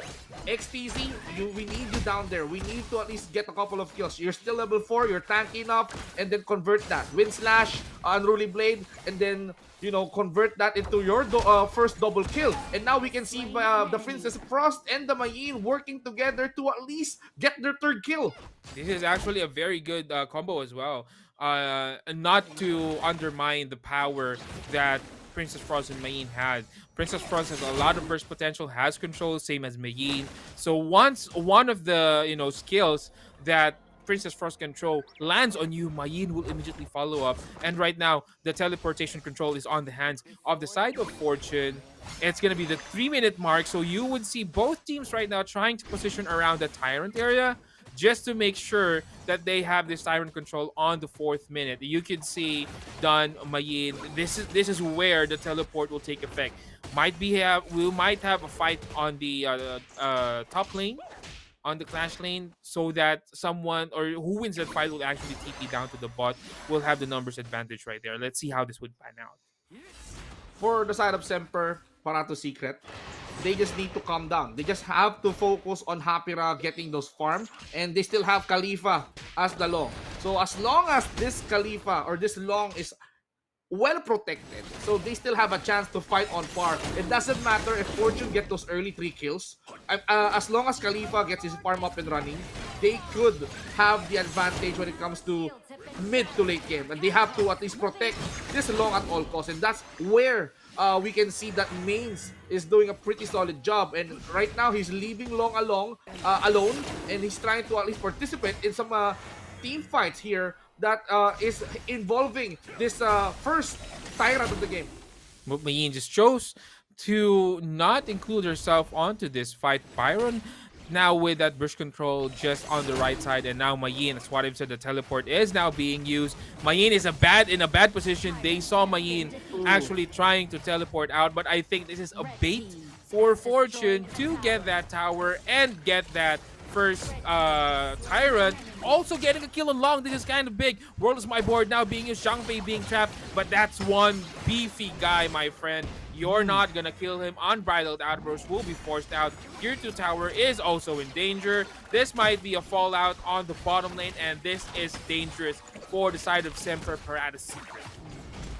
Fortune right now is making a fortune out of the turret. So having those first 4 kills, having the Tyrant buff, so this gives them an opportunity to somehow snowball their way on the enemy's farm lane. So for Semper, As I've said earlier, they need to protect Long. They need to at least rely on him to get those items. But Fortune somehow sees the opening, and they're not letting him farm up. So Fortune, if they continue this, they could like end this fast.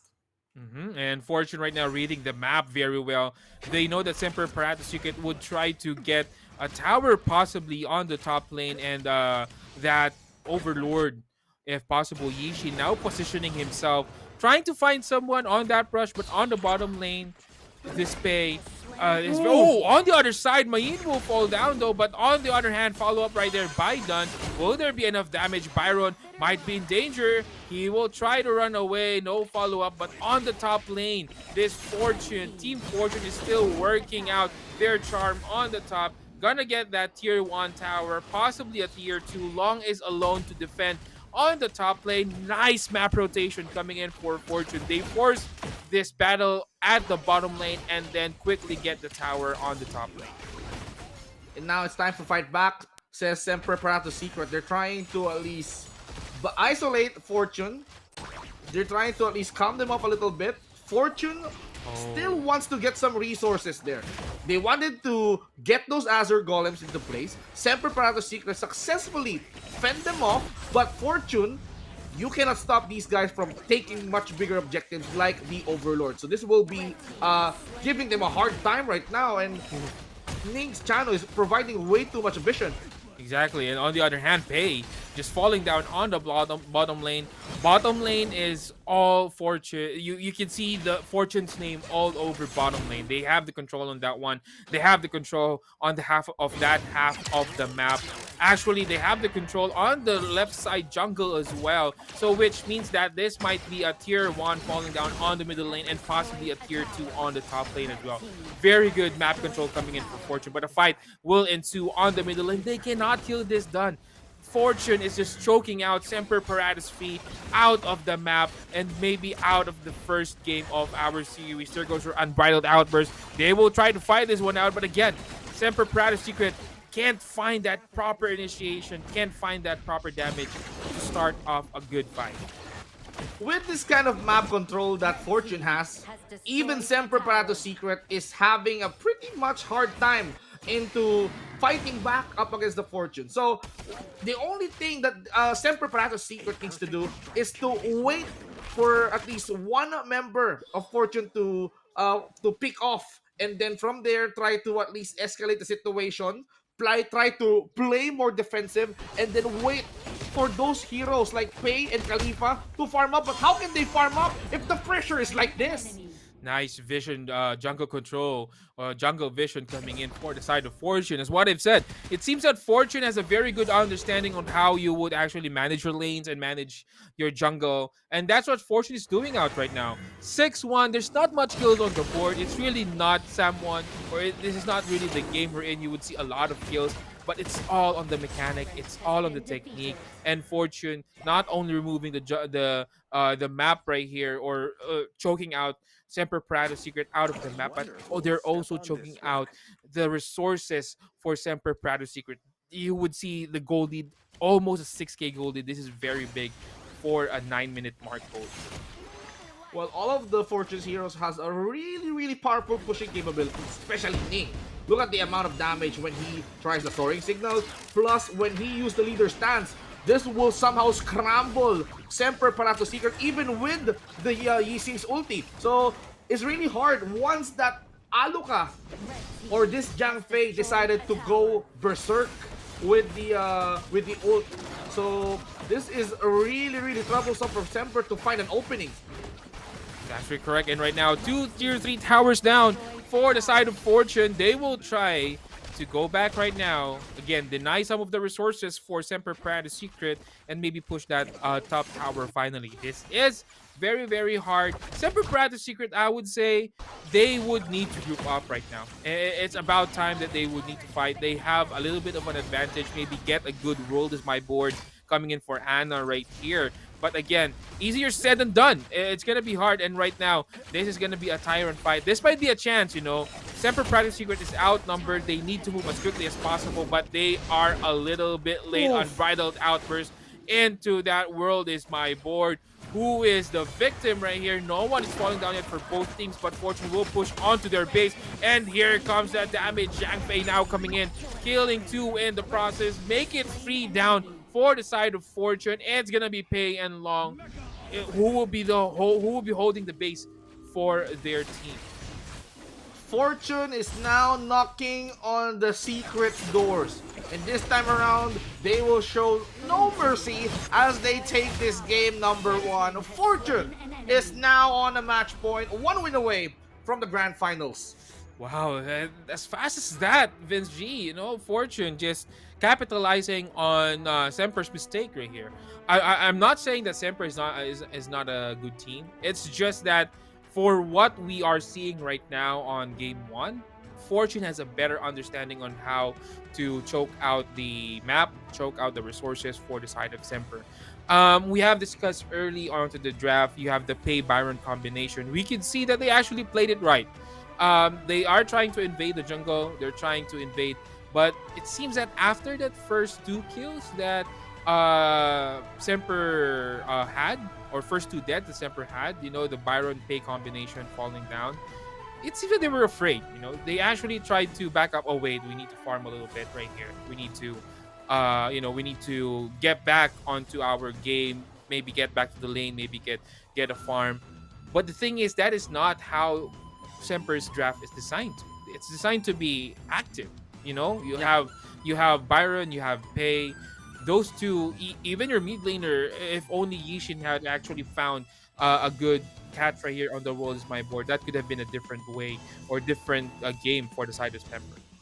I agree. I mean, those 2 heroes, we've talked about that since the draft. Pei, Byron, they should be the ones invading. But I think they hesitated a little bit once that they saw that the area on the side of Fortune was cleared out way too early. So what's left for Pei is that, you know, we need to clear our jungle first. So that's our priority. So when it's time for Pei to rotate towards the top lane and then go back to the mid lane, this gave an opening for the Frost Dun to at least perform that first blood. And then from there, we saw them snowball. Because Dun here, he got the level 4 at East, he got the buffs, and at the same time, he's way too durable for early game. And that's what helped them get that win. And of course, with the help of Princess Frost here as the MVP, look at that stats. He did not even die. Exactly. 107, 54.7k damage given, and 5,000 gold in the bag. This is actually a very, very good, you know, Princess Frost game. I would say she's been checking brushes left and right if someone is actually there. Also, the control that she's actually holding out onto that OT. And, she's actually trying to hold out who will come in first. Because basically, the winter is her OT is usually being used normally if someone comes in. And that is what Semper's game should be. But Zenix right here is trying to counter that one. Oh, you're going to come in? Then I'm going to cast Winter is here. You're just going to be forced out to back out. So that's what happened right here. And that's how Fortune won game 1 of our best of 3 series, Vince G. But we still have game 2s and possibly a game 3 as well. Well, possibly a game number 3 if ever that Secret did manage to step up and of course win this game number 2. But talking about this Frost as the MVP, early game wise, those Frigid Prison was really much on point. So we see a lot of heroes frozen from the side of Semper Parato Secret. So that kept them into place. So even though that Pei and Byron, and together with the other heroes, wants to be mobile enough for that kind of lineup. So those crowd controls being used by Princess Frost, those lows, those Frigid Prisons being used, it prevented them from engaging, and especially with Mayin trying to at least suck them in with the whatever combination. So this is where they exceed when it comes to controlling their opponent. So yes, your lineup relies on mobility. You need to be active, but you should be playing defense because we're the ones being active here with our draft. It's actually, in a way, I would agree with you, Vinci, but the lineup of Semper right here actually is designed to be active. You have the Diaja, you have the Long, you have the Pei, you have the Byron.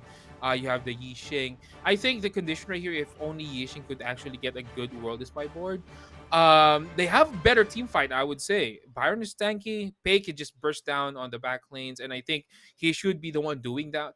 But the thing is, since they don't have that enough map control, they don't have enough space to roam around the map. It was very hard for Pei to actually position himself to get a good kill on the backside or in the back lanes for the side of Fortune. But we are now seeing game 2 draft Vinci, Fortune and Semper Parade Secret.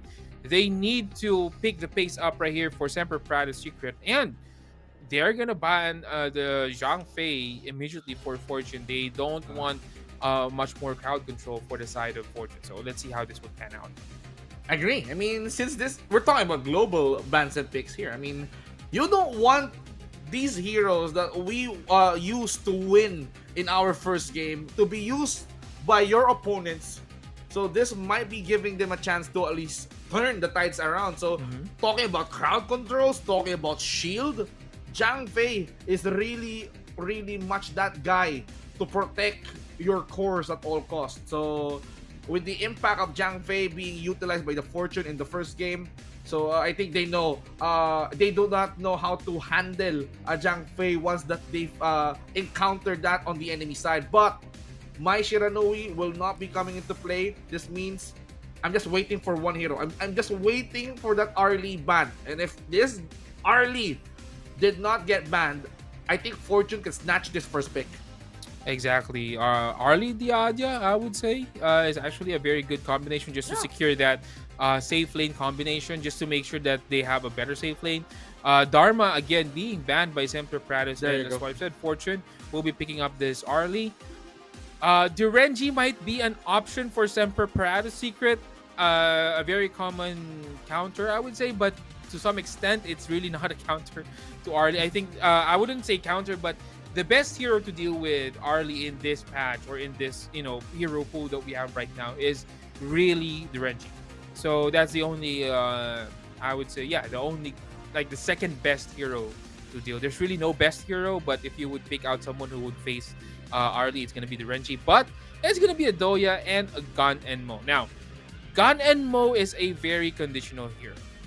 Gun and Mo is very effective if you want to get, or it's very effective if you have a good front line. That's the thing. If they need to ban, Semper Predator Secret needs to ban heroes right here, or jungles to be specific, that could easily reach the back lanes. Luna, Jing, Lamb, those kinds of heroes. Because if not, this is going to be a big problem for the side of Semper Predator Secret. Fortune will pick. Now there goes your reach. There goes your reach. So there goes Lian Po and Sanche. I was actually thinking, well, maybe not an assassin, maybe a clash laner who could actually reach the back lanes easily, and that's going to be the Sanche for the side of Fortune. Okay, so damage-wise, okay, it's enough. Agudo, okay, come into play, but Fortune was very, very bold with this kind of pick. They picked the Sunsa, they picked the Lianpo. Once that they locked in that Gan and Mo pick, they wanted to at least go for that reach. They wanted to at least cancel out the nuke capability of the couple blades. We all know that it's very, very much annoying once that those couple blades stack, plus the freshly forged that will somehow reset those couple blades so you can use that again. So they don't want that to happen. You don't want some Gan and Mo to burst out, but the Agudo here, so for the Agudo, I think what he needs to do is to at least get as many as the jungle creeps as he can in order for them to at least go for a fight and then initiate with the Agudo. So what do you think's lacking for the side of Semper if they have this Agudo pick? Again, front lines. Agudo can front line. That's the thing. Although his panda, his pet actually is kind of tanky in a way, but on the later game it's just easily get burst down. They are thinking, although Agudo can be shifted onto it, what I've said a while ago, Durenji, again, not much choice for Semper Paratus Secret right here to pick that Durenji pick. But I would say with the Dolia combo, they could actually stun lock this Arlie and maybe get this one as early as possible, or an early kill as possible. But the problem that is ensuing here for the side of Semper Parada Secret is that they have proper front lines, you know, and if you're gonna extend the vision, or if you're gonna extend the fight, you have the Sanche Lanpo, you know, there's someone you need to deal with the front line first before you could get to Arlie. That's the problem right now for Semper Parada Secret. They do not have someone who could actually reach out that back lanes as well. Fortune, on the other hand, has that one, and on the mid lane, it's gonna be a Nuwo Ogran. This is a very powerful front line right here for Fortune. This might be a problem for Semper Parada Secret. They could have been picked, you know, Princess Frost, Lady Zhen. Those are the two heroes right here that could actually work out against this lineup of Fortune, but they already picked their mid laner. So I think Semper Parada Secret revealed their strat early on. So right now they are actually forced to adjust on what Fortune's secret or Fortune's pick is, and they're gonna go with the Futsu. Yeah, I'm not quite sure about this pick. There's a lot of issues that Semper Parada Secret needs to do with that Fortune's draft, which was not answered. So let's see. Maybe they're gonna, you know, we're confident about this hero. We're gonna get our comfort picks and we're gonna fight till the death. Maybe Semper Parada Secret wants to, you know, hand it that way. But what do you think about this draft right here, Vinci? Well, at this rate, once that I've seen the picks of the side of Fortune, these three heroes, Ogran, Sansa, and Lianpo, has nothing to worry about the couple blades. So they just need to scale, they just need to get some levels, and then over time they can like be a natural tanky hero. So for Ogran, he just needs to master or to clear or to level up in the jungle fast. Sunsa needs to be active when it comes to rotation with the set sail. Liampo has to be on point when it comes to getting visions, when it comes to setting up fights. So for Arlie and Noah, they won't have a problem. They just have to focus on burst and damages. Exactly, and right now they're gonna clear this easy wave onto the middle lane. This is game 2 of our best of 3 series, guys. So if you are rooting for Semper Parada Secret, this might be the chance to cheer your team down. Just comment your cheer there on our comment section so that Semper Parada Secret would have enough power to, you know, push this game into the third game. Also, if you're a Fortune fan, then go ahead, just drop your cheer onto our comment section, and so that Fortune will have the strength to finish this game or finish this series as early as possible. But on the mid lane, a little bit of skirmish happening right here, and that level 4 spike for both Ogran and Lianpo will be very critical in our fight later on onto that Tyrant. But on that river, there goes that vision coming in for Fortune, and they're just gonna go back, teasing a little bit Anna. And again, if you would see Vince G, that position from Lianpo is actually very, very good. He actually prevented this Gun and Mo on rotating onto that bottom lane directly and having having to disrupt this Arlie onto his farm. So yeah, good positioning right here for Fortune. Well, to see Aluka did just manage to be patient, hiding in that brush. Once that he saw Anna tries to at least what happened to Futsu? Yeah. I mean, he was just gone on the top lane. Okay, so it's really hard. I mean, we've seen a Futsu participating in a 1v1 Motsu arena, but we all know that a Futsu is an item-dependent hero, and look at Sensei, he's just naturally bursting down early game. That's actually correct. I'm not quite sure why Agudo is just going onto the jungle alone. Maybe he's trying his best to avoid or to steal at least resources for the side of Fortune, but it seems like it's not working out the way that they wanted to. But right now, level 3 on Aluka, and Gun and Mo is here right now. Will they have the damage? And Arlie just simply goes out of the way into the safety. On the other side, Ogran will be forcing it out here onto the river. They can fight right here for the side of Fortune. There goes your OT coming in for Ogran, or not yet, but the damage is there. Again, they will just play the safe. Fortune just have dealt enough damage for the side of Semper Parada's Secret, and they will just go back to their lane. Now it's all about trying to at least catch up on farms. Ooh, Noah tries to at least poke down Vormir with that ult. And now we can see the patience coming in from Shiner, or Shin R, rather. Okay, that's how you pronounce his name. Now, we can see that Aluka is very, very active when it comes to at least spotting down or hiding towards the enemy brush. He knows that the rotations are coming in on the side of Semper Parato Secret, and he can like go from behind it. Diranji did not even spot him. Exactly. This might be a good positioning right here. So they know. And they're going to go on to Ganenmo. Flash is now being expended. Would there be enough damage? But Arlie will fall down. I think it's going to be the Renji who actually casted his ult and hit on Arlie. And again, that's a danger. That's what I've said. We were discussing this on the draft. That's a danger of that Arlie, the Renji matchup. You know, once the Imperial order hits on Arlie and you have enough damage, Arlie's going to definitely fall down. Now, Semper Parato Secret, I think they need to play more defensive. And now, Tyrant takes, set sail, connect onto the Dolia. Dolia will be trying to at least play it out of the water. We can see Noah bursting down his ult. Who's gonna get the Tyrant? I think Ogran gets the Tyrant as well as a kill. I mean, for Fortune, they're being confident. They know where exactly Semper guys were. And that is why even Ana cannot try to burst them down with a couple blades. Well, the problem there a while ago was actually Semper Parato Secret doesn't have much ulti to use. You know, they used it up onto the Arlie fight a while ago where they killed Arlie. That was a good kill, but the thing is, this 4-minute Tyrant is very, very crucial.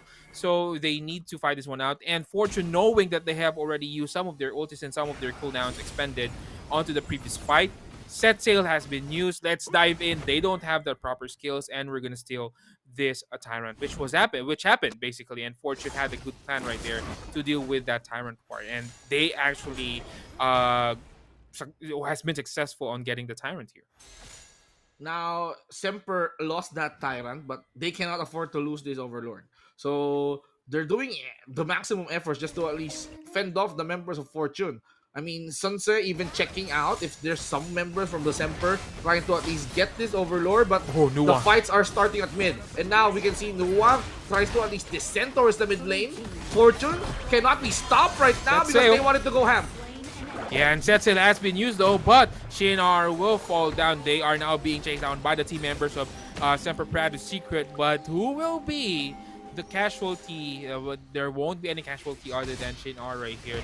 Good engagement coming in for the side of Fortune, but I think they overstayed. They took too long to get that tier 1 tower down and gave damage to this Semper Parato Secret team. But on the other hand, they are trying to get this tier 1 middle tower. If they are successful though, Semper Parato Secret will have a big map advantage right here and vision on the map.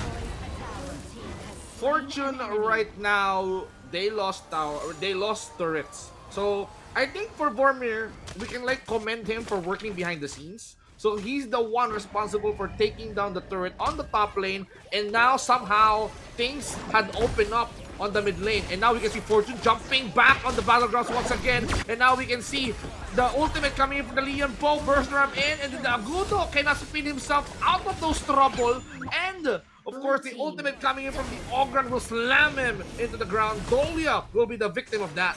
And they are still on the chase right here. Vinci, they're going to try to get this one. Set sail has been used. Will hit onto the Renji and will get the kill. It is going to be Shin R right here getting that chase down kill onto the Renji. I think most of the players is actually trying to undermine Sanchez. Sanchez is actually a very good hero and can be a cleanup hero as well, can be an assassin with that set sail. If that set sail is still available up until the end of the clash, then rest assured he will clean up the back lanes. And speaking of clean up, Yampo will try to clean up the tower on the top lane, and this is going to be a good advantage. Yes, Forge or Semper Parato Secret got that mid lane tower, but they're going to clean up the towers, tier 1, tier 2 specifically for the side of Fortune. Well, for Semper, I mean, they're not even giving up. I mean, I can see where this one I can see where this one is going. So even without the Datiao, we can see Vormir trying to sneak a push. He's just trying to at least wait for the members of Fortune to go into a spot where they are, and then he's gonna try to at least go the separate way. He's gonna try to at least help clear that lane and then go for a push somehow. But this time around, they need Futsu. But Oh, Futsu no. is alone at the top lane. Yeah, but on the bottom jungle, they have the information right here. They could actually move this one out for Fortune. Let's see how they will actually respond to the vision that this Yanpo is actually providing. Nice position before that Tyrant fight, and that will secure the Tyrant for them. They could now find their way into the mid lane or possibly the bottom lane to get that tier 2 tower, then transition into the jungle where Lianpo is. Now, Fortune is still waiting for that opening. I think when we see the incantation emergence coming in from the Nuwa, I think it's go time. So it's either Aluka start this off, good initiation, and then send XY goes up for the follow-up. And this is going to be the start for the fight. They just need to at least set them up real good, even if Semper Parato Secret is trying to play defensively. So I can see the discipline here. They're not even overextending. It's just Futsu, it's just Bormir who's trying to at least go as far as he could. But right now, we can see the ruins being activated here by the Nuwa. Exactly, and right now, they know, Fortune knows that they are on the red side jungle right here for Semper Parado's Secret. So they know their position. And this might be dangerous right here for Semper Parado's Secret. Yes, they had the advantage early on, but it seems that they did not capitalize on the advantage that they had. They could have rotated several times on the bottom lane, but this aggressiveness from Fortune is preventing them from doing actions and the vision being provided. But there goes Lianpo, passing in two heroes. He is tanky enough. Will there be any follow-ups? They will try to go back though, but Arlie is trying to chase. Oh, almost getting killed is Agudo right there, but no, he will be safe, rolling out of danger. Another Tyrant on the board right here. That skirmish, although no deaths, will secure the Tyrant for the side of Fortune. You can see how painful Zen YX is right now. Just imagine those creation, those ruins being thrown towards the side of Semper Parato Secret. They nearly killed someone there. So for Fortune right now, if we cannot get someone, it's best to take some objectives. Let's rotate towards the Tyrant. Let's go get some Overlords. And then add some pressure towards the Semper Parato Secret. And just look at the Futsu. He's not joining the fray. He's just trying to at least clear the minions towards the side, towards the bottom side, because he knows that somehow with his attack speed he can try to sneak in and push those inner turrets at the bot lane. But you cannot stop Fortune from initiating.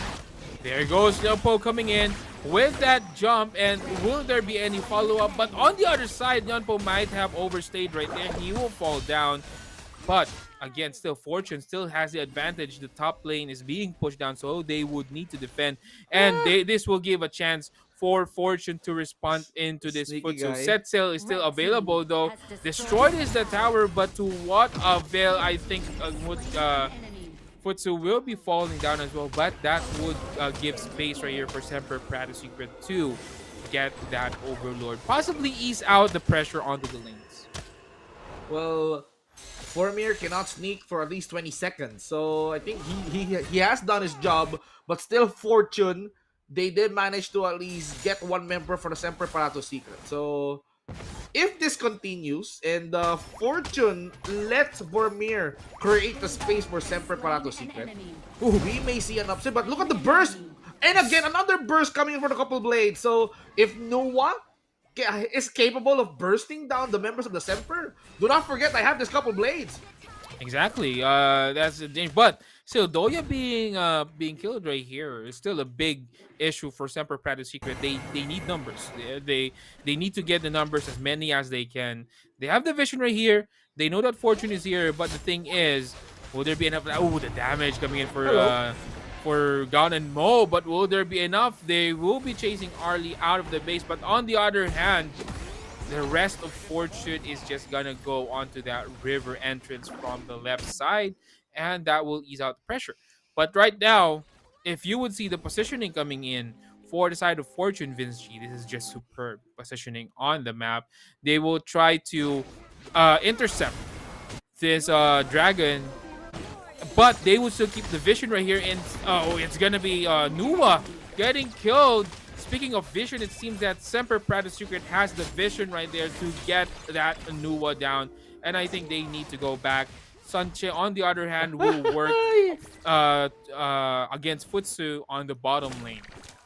Yeah, and now Futsu is on a run because he knows that Sun Tzu is definitely chasing his tail. But right now, this will be giving confidence to the Semper Parato Secret. And now they're not wasting any time here. They're clearing out the camp.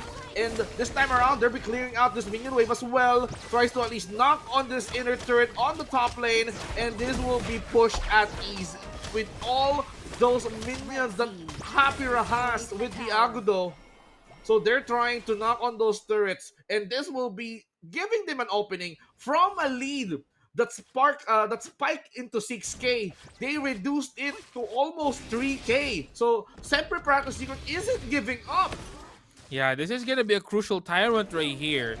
So let's see how both teams will position themselves into this tyrant fight. Semper Parato Secret has a little bit of advantage in terms of positioning onto the river. But there goes Tianpo now coming in with the Tremor Smash. Oh no, Tremor Smash has been used yet, but I think these two teams is just trying to, position themselves.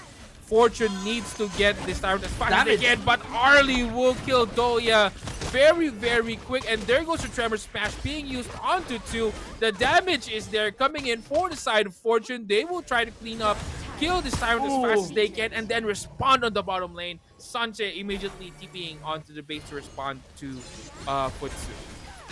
Immaculate damage coming in from the Orly. So Ning here right now is shining bright with all those items, all those damage, and then the emergence coming in from the Zen YX. It was the cherry on top with that kind of initiation. So it doesn't matter when Futsu is trying to at least go for that rat push, but Fortune is very much aware of what Semper Parato Secret is trying, or what are they trying to pull it off.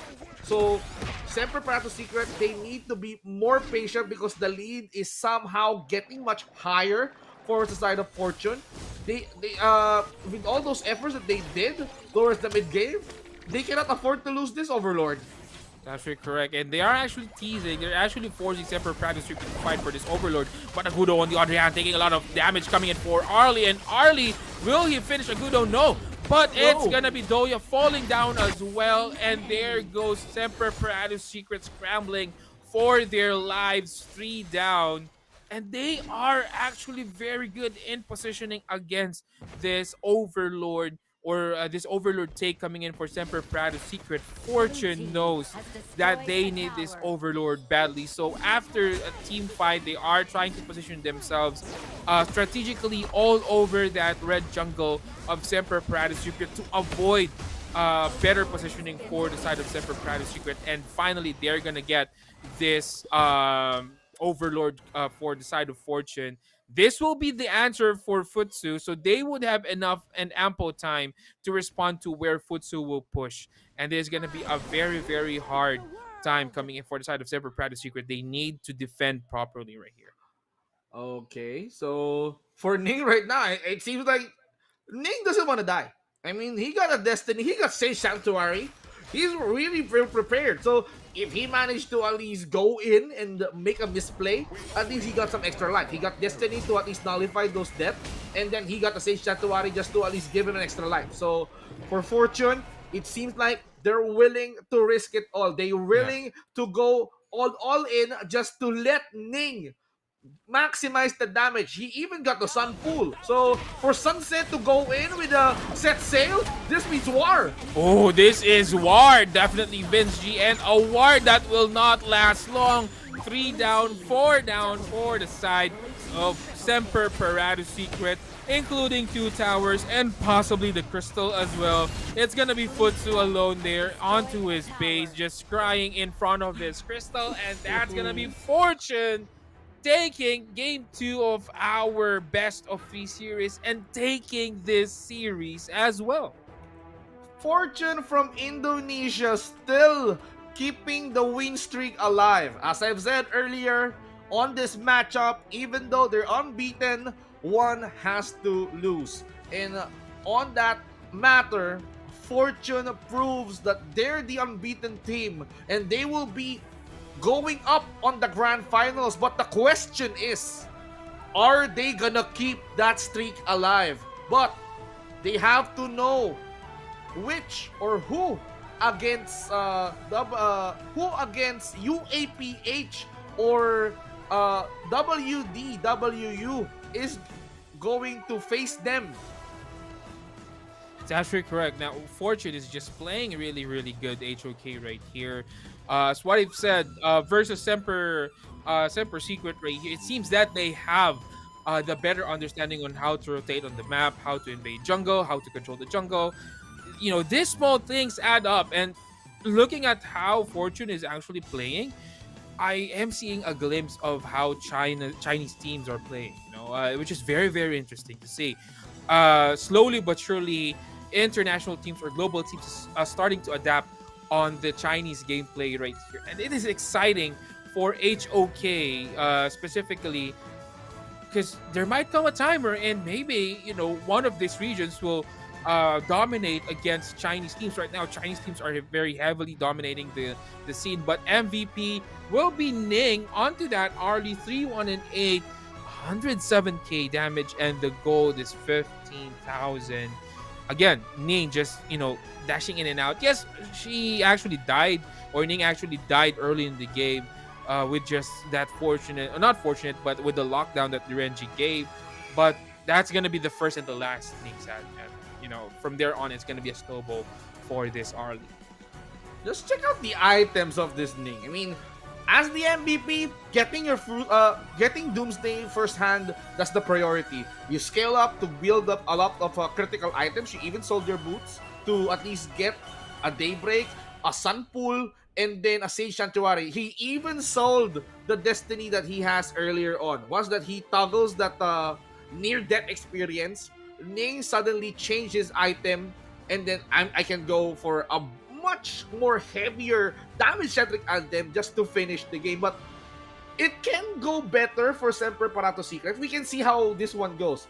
They're just relying on Ana to nuke out all those damage. But having Ana as the sole damage dealer, the nuker for the team, isn't enough. You have the couple blades, you have the Flesh Reforge, and you even have the Dolia just to refresh those couple blades. So what can you ask for? You're just giving Ana the spotlight. And for Vormir, this guy is just the rat. But the ratting out that rat problem was solved by the Fortune. Well, that's what you've said. Just to highlight what you have said right here, Vince G, the Sage Sanctuary pick for Ning for Arlie is actually a good one. I was reviewing on the lineup of Semper Parato Secret, and I was thinking, other than the Renji, who could actually lock Arlie out? There's nothing actually. And after that one, I also noticed that Fortune is actually trying their best to get Dolia out of the game or out of the clash as soon as possible. So building Sage Sanctuary on Arlie gives her more room for error.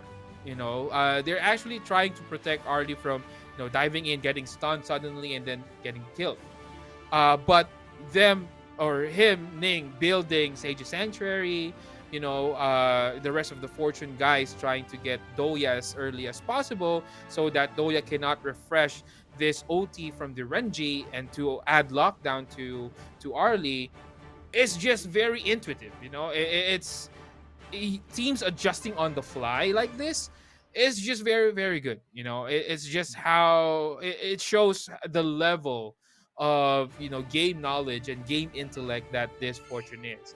Semper, well, they did a good job. You know, I can't blame them. They did fought a hard fight, I would say.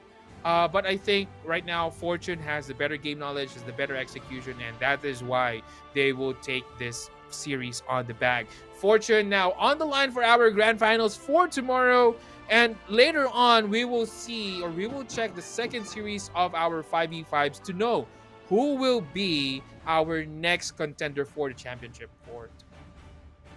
So, as we prepare for our series, this is going to be big.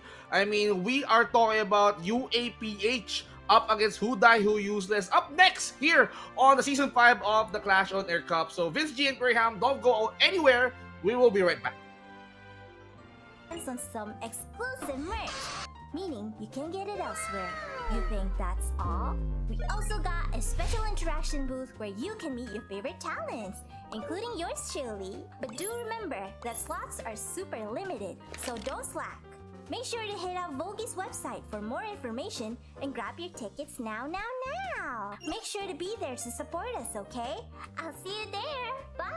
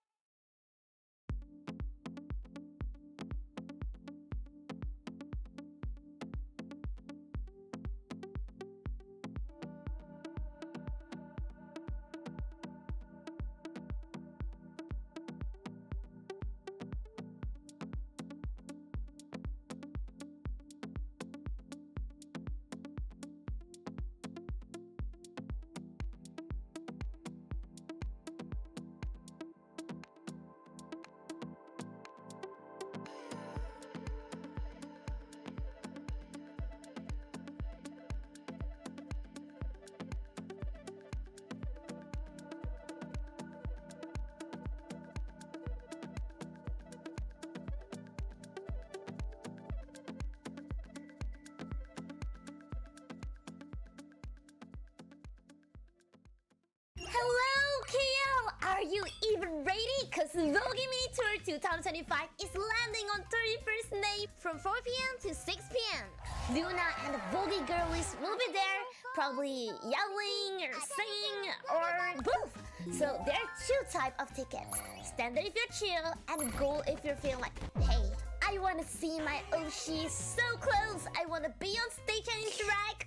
So, oh, one more thing. If you actually wanna meet me and talk to me one-to-one, you can grab a slot at a special interaction booth too. But it's super limited, so act fast. Anyway, mark your calendar and bring a loud as well. Because this time around, we have light stick too. Yes, so I better see you there, okay? Okay, that's all. I'm gonna go practice and make you proud. See you in KL.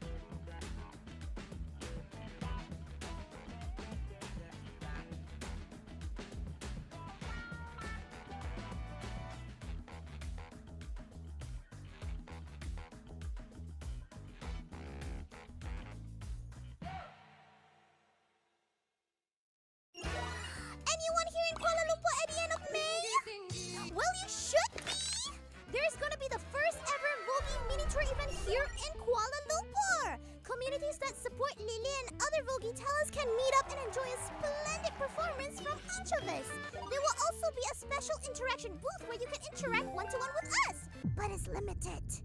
So get your notepads because here are the details. Got it? Okay, Lily will give you a little more time to jot it down. Okay, time's up! You can get your tickets on Vogi's website if you have made up your mind. Which is a yes, right? You'll be there, right? Come on, come on! Sebuah notala!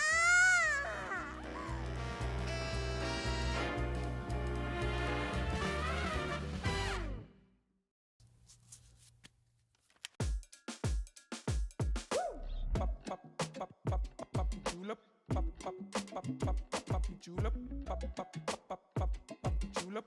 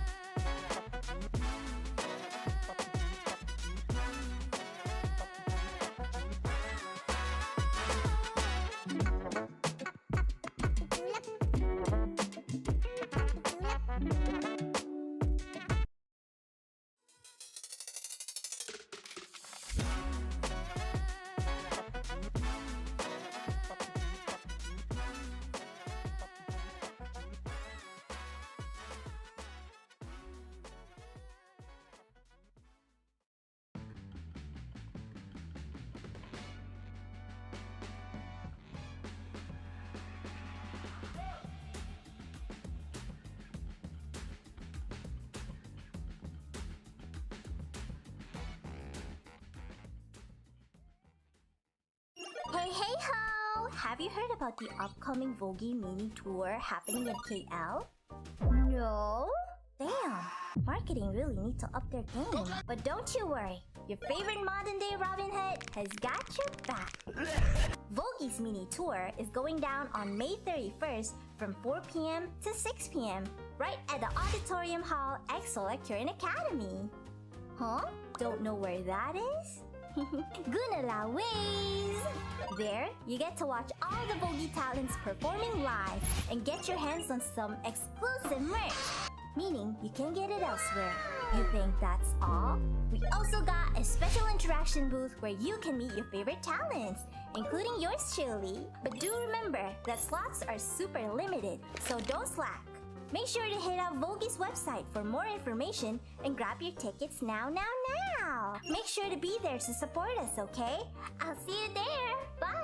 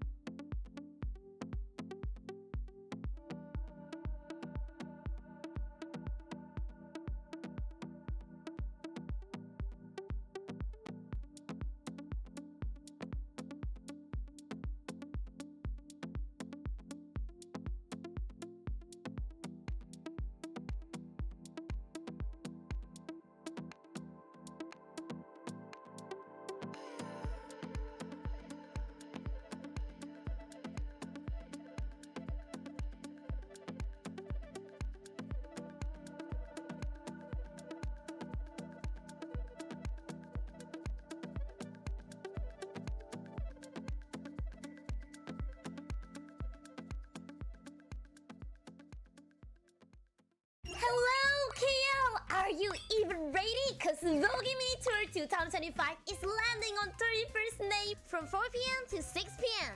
Luna and the Vogue girlies will be there, probably.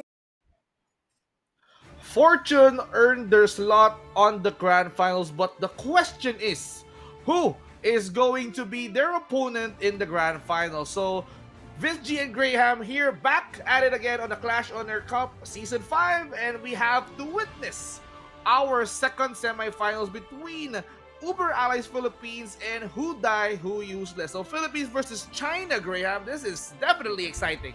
Definitely exciting for us, Vince G. You know, we wanted to see how our teams would actually fare against Chinese teams, because we know that Chinese is the one who is really a dominant country right now in the HOK scene globally. But if you guys want to actually check out, maybe streaming equipment, you want to start streaming, shoutcasting, I think the one that you see below is gonna help you out. So today's program is powered by Yamaha ZG series, the audio gear built for gamers to create total immersion. So whether you're streaming, maybe shoutcasting, chatting, or just simply talking to your favorite person in Discord, this will actually help a lot. So if you guys want to get this one, just scan the QR code and enjoy exclusive discounts on selected Yamaha ZG series audio products. Hurry up, because this offer only lasts until May 31st, 2025. Oh, that is definitely up until the end of the month. So, yes, you guys don't want to miss this one out. If you want clarity in your voice, if you want some Yamaha peripherals surrounding your ears, surrounding your mouth, this is the perfect opportunity to get this on sale. So, let's review what happened on our bracket. So we witnessed Fortune. They managed to stay unbeaten to secure a slot in the grand finals. But the question is, who among Uber Allies Philippines and Who Die Who Useless will they be facing? So that's what we need to discuss. That's what we need to talk about here, Graham. That's actually correct, Vinci, and we're excited to see, as what you have told earlier, it's going to be a PH versus China. Of course, PH known for having a very dominant mobile MOBA scene, not only in HOK but on other games as well. On the other hand, China is actually the global, leaders in terms of power and skills in the global HOK scene. So we are actually very, very excited on how these two teams will fare up against each other, and we will see this. The other global countries have already a say in the Chinese versus the Chinese people, because I've been watching a lot of PKL or KPL matches right here, and even the tier 2 teams, I would say they are very, very skilled. So we are very, very interested to see how this will fare out for our, of course, UAPH on the other hand, one of the notable teams. Well, not yet on the PKL. I wish that we could see them on the next season of PKL in the Philippines, but is very promising. I've seen a lot of tournaments where they play, and they are actually very good. So let's see. We will now go straight onto the draft, Vinci. It's gonna be the usual Dharma ban, and then my Shernui on Who Die Who Useless. Well, I will be using this opportunity to at least give a huge shout outs to the UAPH fam. I think that they are tuning on this broadcast right now. That's So right. shout out to UAPH, shout out to Doc Fryan and the rest of the members of the UAPH family. So happy watching to each and every one of you. But before we break down those bans, Mai, Shiranui, and Dharma, those standard picks, this season of the Clash OnAir Cup Season 5 can offer us something new. Remember, all those 4 seasons, we have Malaysian champions. But I think this is the only season where there is no Malaysian team involved. MSG, Ming Squad Gaming, they were defeated by the Who Die Who Useless, which ended up with a 2-1 fashion. So this means that there's a possibility that an Indonesian champion may be crowned, a Filipino champion may be crowned, or a Chinese team champion may be crowned on this season. Yeah. Oh, but who die, who useless. As expected from Chinese teams, they really utilize this kind of combo, the Ming Lady Sun combo. This is a very strong laner. I like how who die, who useless banned Diadia right here for the side of for the side of who die, who useless, because they want to get a strong lane versus this Arlie, and I think this is an answer. Ming and Lady Sun, but a quick Lianpo and Yisheng. I think Lianpo is a substitute for the usual combo that we see with Yisheng on that Jiangfei. But on the other hand, you also have this Ogran pick for who die, who useless. Very interesting to see. I would say from the first three picks, who die, who useless has a big advantage right here. Okay. So you bring out your tanky guy. We're gonna bring out our tanky guy as well. So That's right. the first two picks of who die, who useless from China is very, very much intriguing. They wanted to secure those power spikes. They wanted to secure their damage dealer being protected by a solid support. So Ming can provide a staple heal or support to a Lady Sun that is capable of enhancing her damage with the rolling raid or building a lot of damage items. Imagine that you have a link that can link to the opponent and that can link to the Lady Sun at the same time with the time carefree. It enhances the Lady Sun's capability to deal a lot of damage during the early game. Plus, you don't have to worry about heals because Ming can provide you with the passive Good Omens and Peace longevity that can also deals damage towards the linked enemy. That's actually correct. But right now we have Liu Bang and also this Ogren pick is a very good combo. At this point in time, what will happen right here is that I think Ogren will be the frontliner, Liu Bang will be the secondary initiator if needed be. So this is very, very good. Sanche, on the other hand, I think I know what Uber or UAPH idea is. They want to reach that back lanes really quick. Given that there's a lot of frontliner for the side of who die, who useless. And yes, the idea is still on there with the lamp pick. They want to jump on the back lanes as quick as possible. They want to ignore these front lines coming in from who die, who useless.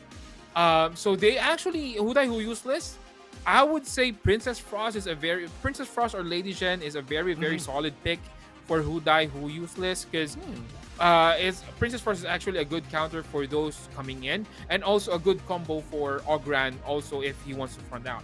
So regardless who comes in first, who die, who useless, but they're gonna opt in for a Lady Zhen right here. And yeah, well, how do you think about this draft, Vince G? Two ladies and a lot of protectors. So who die, who useless, they will be relying solidly on making sure that this Lady Sun can manage to build a lot of damage during the mid to late stages. But let's not forget, UAPH also has the early. So mobility wise, he can go in, go out with the light step. Yixing can set things up together with Liam Po. Sunset can initiate and Liam can drag Lady Sun. So it's the matter of execution. Let's see on this game number 1 who amongst Uber Ally Philippines and who die, who useless can get that match point. Yeah, UAPH is wanting to give this Ming Lady Sun combo a bad lane here on the middle lane, putting out 3 bodies right here immediately here in the mid. But they're just gonna wait this one out. Once a coast is clear and what UAPH is doing, they're just immediately gonna rotate on the bottom lane. Maybe try to get a kill on that Lady Shen. And yeah, let's see who will be. Both teams have the correct idea of mirroring what the other team is trying to do. Invading the jungle right here for Lady Shen. This is the power of Ming and Lady Shen. I think most of the global teams that we have forget that this is still a very, very strong hero combination. But let me just remind you guys that since this who die, who use this team is actually playing in China, the impact of Lady Sun and Ming is actually quite different from the global one. So a little bit of rework. If I'm not, correct me if I'm not mistaken, but there is a difference between this Lady Sun and Ming combo in the global versus on the Chinese scene. Well, still, I mean, with the enhancements that is coming in with the main towards being provided by the Lady Sun, it might work out on their favor, but you can see how this Ming is not letting go of the Lady Sun. So comparing to the support of the Uber Allies Philippines that is rotating from left to right, Lady Sun here, Lady Jen here decided to at least use that overflowing flowing Sai or or Ocean of Tears to Ocean at of least Tears. protect him from imminent danger. You know, UAPH, they need to be more active when it comes to giving vision, but for Who Die, it's all about protecting the lady. That's actually correct. And this is quite interesting to see. You know, this is a perfect example of how you should actually deal with lane swapping. As you can see earlier, the farm lane was actually put in the middle lane and the middle laner on the bottom lane. Now, the reason behind this is that Lady Sun has a big advantage over Yixing. Lady Sun main combos has a big advantage over Yixing. So, UAPH actually responded by putting the early support or early roaming combo onto the middle lane as well, and then once this combination actually go down, they will actually switch things up as well. So as you can see right now, it's the continuous switching right here of the lanes to gain that upper advantage on the laning stage. But I think the early laning stage will be over in just a minute. The 4-minute mark will hit, and this is where we will see the positioning right now for both teams. Who has the better positioning to get the Tyrant? That's gonna be the question.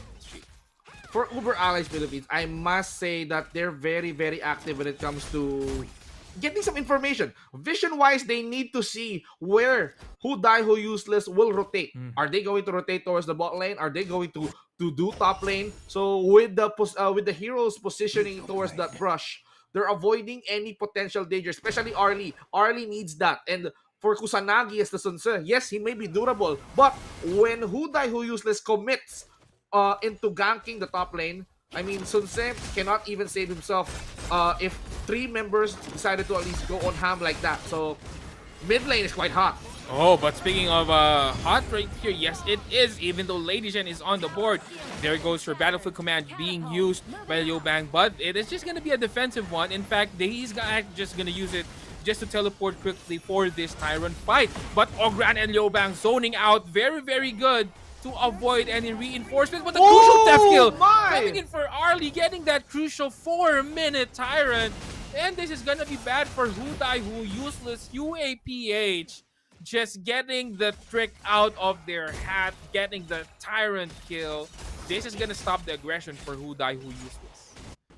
Well, I think they need to change their question. Who stole that early Tyrant? It was Sonja from UAPH who managed to get that early kill. Even without a smite, you can rely on Arlie's natural damage. He just needs to build that Doomsday up. And I think for Uber Allies Philippines, for Sonja, it's a matter of seconds in order for Sonja to get those vital items, in order for Sonja, the farm laner of UAPH, to go ham, to go snowball, to go towards the lane, and of course eliminate their opponents. But for Who Die, Who Useless, it's all about babysitting. Hello?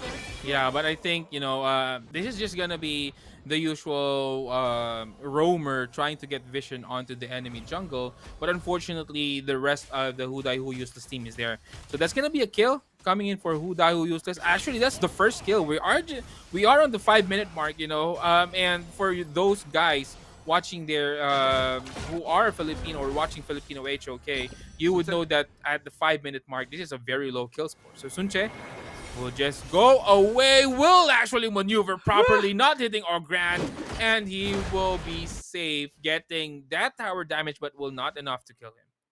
He bolted out to safety. He can now go back to base.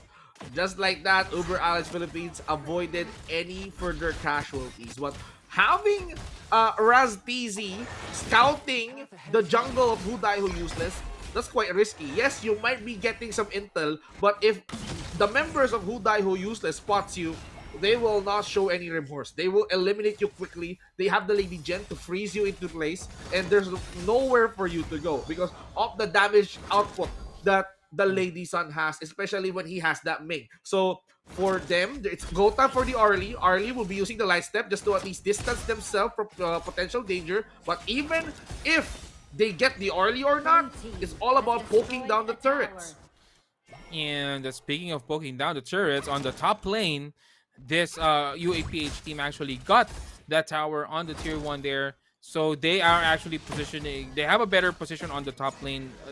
The pressure on the lane on the top has been relieved. But on the other side, on the bottom lane, being taken down as well by UAPH. And UAPH right now just trying to get more towers as much as they can. They are trying to prepare for the timing that who die who uses will have.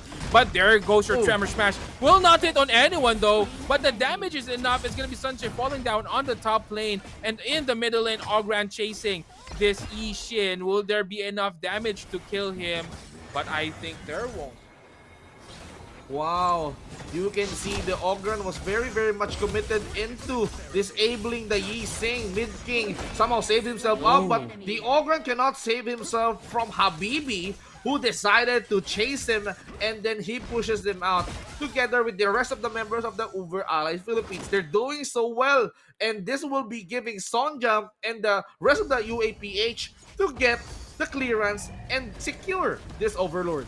This is actually a good Overlord pick coming in for UAPH. They need to apply more pressure on the lane just so that they could give a lot of space for Arlie. But again, I'm okay with, this Lianpo dying. He's just doing his job, trying to get information on the jungle. So not much of a big deal right there if this Lianpo will die.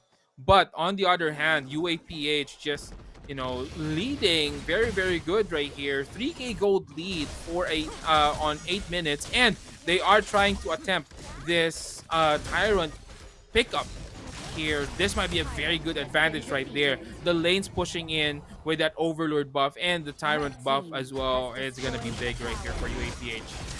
And this might be bigger. Oh my goodness, Ming just bursted him with some longevity ultimate. And now the world is my board being used. But Lady Jen did manage to make it as they're playing field. Lady Sun, although, did fall down. But Ming did not stop there. They punished the members of the UAPH. They got 3 in exchange of a Lady Sun. So let's talk about the damage that came from the Ming. The ultimate is quite painful, it seems. Actually, the damage did not come from the Ming. It really came from Lady Sun.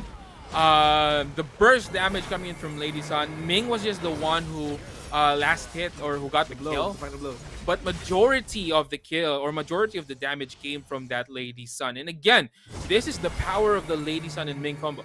Lam or Habibi on the other side needs to be careful in just dishing out damage on the backlines. I understand that is how they need to play, but they need to be cautious as well, because this Lady Sun can easily burst you down. She has the damage, she has the assistant of the Ming.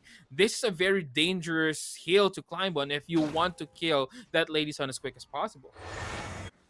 Now it's all about taking turns, all about the vision, but the Lamb here did manage to at least take one. Habibi somehow is trying to at least distance himself from trouble, but the disengage coming in from Raztizi because he knows that the burst ram isn't enough. So he did manage to at least deal with the Liu Bang all by himself, but this is gonna be crucial.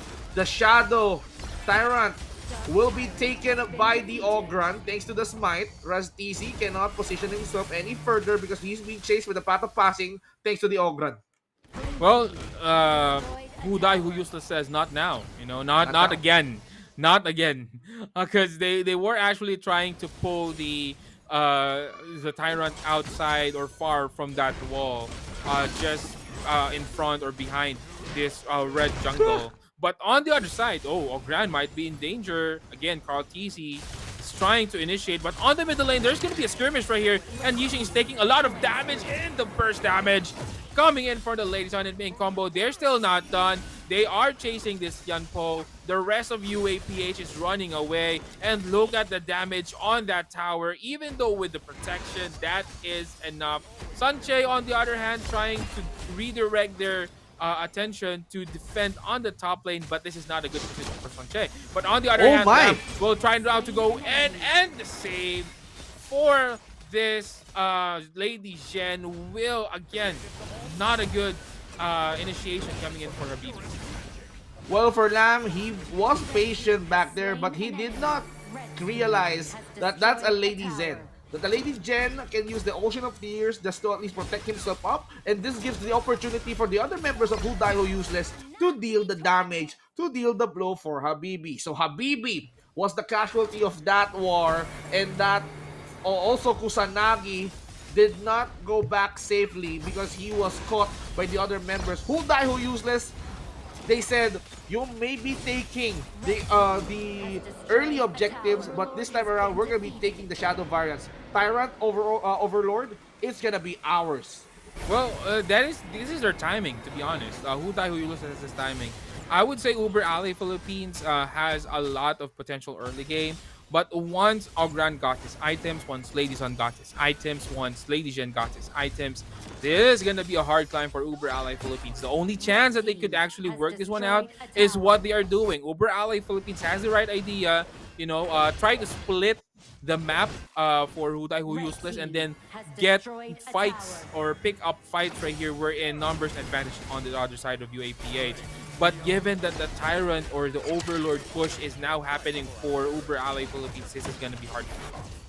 And now they need to set this up. World is my board being used. Tremor Smash did not connect towards anyone, but you can see the Ogren is now going way too deep. Gets a double. This might be his third, and he's not gonna stop there. That's the triple kill. He got a lot of souls, and now that's a quadra for the Ogren. Make this his fifth kill, but the crystal just exploded. Oh Game number 1 goes to Who Die Who Useless. Yeah, Who Die Who Useless doing a good job, but props to UAPH as well. I mean, in terms of fight, they really put up a good fight. But what Who Die Who Useless actually did was just to abuse their timing. They know that they're strong. Maybe on the late game, once Arlie got his items, they could have, or UAPH could have had a chance. But the thing is, that's a problem. Who Die Who Useless did not allow Arlie and the rest of UAPH, the team UAPH, to get their timings. They forced out. They know that they're strong, and this time we have the Tyrant. We could push this one out, and we could finish the game. And that's what Who Die Who Useless actually did. Now, for the side of UAPH, no need to be sad. They put up a good fight, but the thing is, I think they need to utilize their draft or utilize heroes better for them to get a better draft right here. So let's see how both teams will actually manage to adjust from this game 1. What do you think about our first game, Vinci? I am not gonna stop from expecting a game number 3. But before I said my opinion, let's talk about who contributed a lot towards this game. It was Ryogi. Remember this guy? He was doing so well in the 1v1s, but this time around, he is back. He brought his team, and they're trying to climb into the grand finals. Just look at the amount of the assist coming in from Ryogi. 9 assists, 2 kills. He died once. 79, almost 80k damage coming in from the Lady Sun. Even though he got picked off, it doesn't matter because he contributed a lot towards the team fight, and Ryogi is our MVP. So Ryogi here will be the guy that we need to talk about. So I think earlier, right, he did not, unfortunately, he did not win up against the 1v1s, but seems like they're just one win away. That's actually correct. And I think, Ryogi right here just got this pent-up frustration of losing on the 1v1s, and no, I'm gonna play a good game right here on the 5v5s, and yet he did. He might not get that 1v1 win, but maybe he could actually push Who Die Who Useless, his team, onto the grand finals. Which is an interesting storyline that we could see later on. But here comes the scoreboard again. Arlie's having problems dealing with who the target would be. There's a lot of priority targets that you need to solve. And, Sonya has his hands full. Basically, he's just picking, who do I need to kill first? Because looking at how the draft goes for the side of UAPH, there are only two major damage dealers, I would say. Sunche is not much of a damage dealer. He could actually deal damage over time. Damage can build up, but given the potential, the burst potential on the side of who die who useless, that makes UAPH a little bit of a disadvantage because they need to get these targets down. Who would I pick first? Do I need to get Lady Sun first? Do I need to get Ming first? Or Lady Zhen maybe? Or maybe Yeah. Ogran? There's a lot of priority targets that they need to solve first. And they do not have that much utility to solve the priority targets that they need to get on Who Die Who Useless. I would say, in a way, Who Die Who Useless actually outdrafted UAPH. And I'm interested to see on how UAPH could actually use this experience onto the game 2 so that we could actually see a game 3 later on. All right, so that makes sense. So that's why Ryogi is specialized on using the Arlie and the Marco Polo earlier on, because he's a natural farm laner.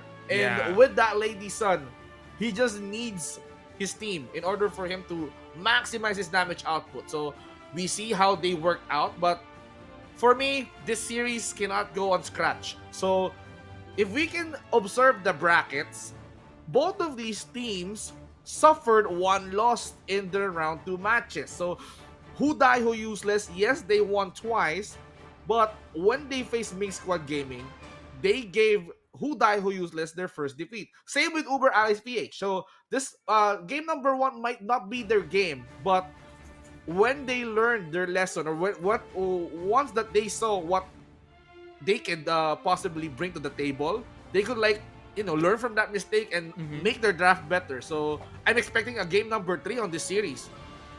That's actually correct. And as what I've said, I'm excited to see a game number 3 as well right here, Vince G. I think UAPH, again, just needs to improve in the draft. Maybe give a little help. Lamb is actually a good help, But the thing is, sometimes Lamb just goes in, I would say, out of timing, They're just he likes to go in. Lamb is actually good or better if you would actually go from the back lanes. Maybe if you could surprise someone from the back lanes, getting that quick kill on Ming or maybe Lady Sun, and then Arlie could prioritize the other targets. So that could be a good a good strategy to deal with Who Die Who Useless. But the thing is, on the other hand, you have the Liu Bang to actually consider as well, because if Lamb goes in, it's just simply Liu Bang, doing his OT, protecting some who is being gunned on. You cannot target Lady Zhen, so there's really not much option for this Lamb to work on the side of UAPH. So I think that's what I've said. Who Die Who Useless actually drafted well. UAPH has that skill. We could see a while ago they could actually fight properly right here. But I think they could improve more on, maybe picking a better hero wherein it could be easier to execute. That's how I would put it right there. Well, you can see how UAPH fight back. So I am expecting that they will be, bringing out a better draft. Yeah. In order for them Hopefully, to yeah. at least nail this game number 2 and force a game number 3. Who Die Who Useless, somehow, I think they are also feeling that kind of pressure. Okay, Lady Sun and Ming did kind of work.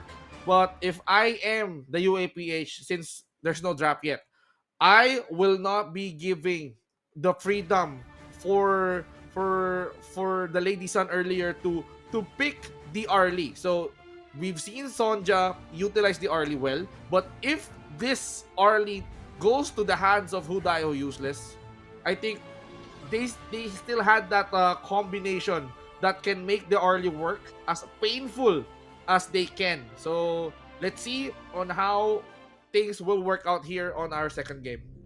That's actually correct. Let's see how this will do. As what I've said earlier, the draft is actually very important for both teams in this level of the game.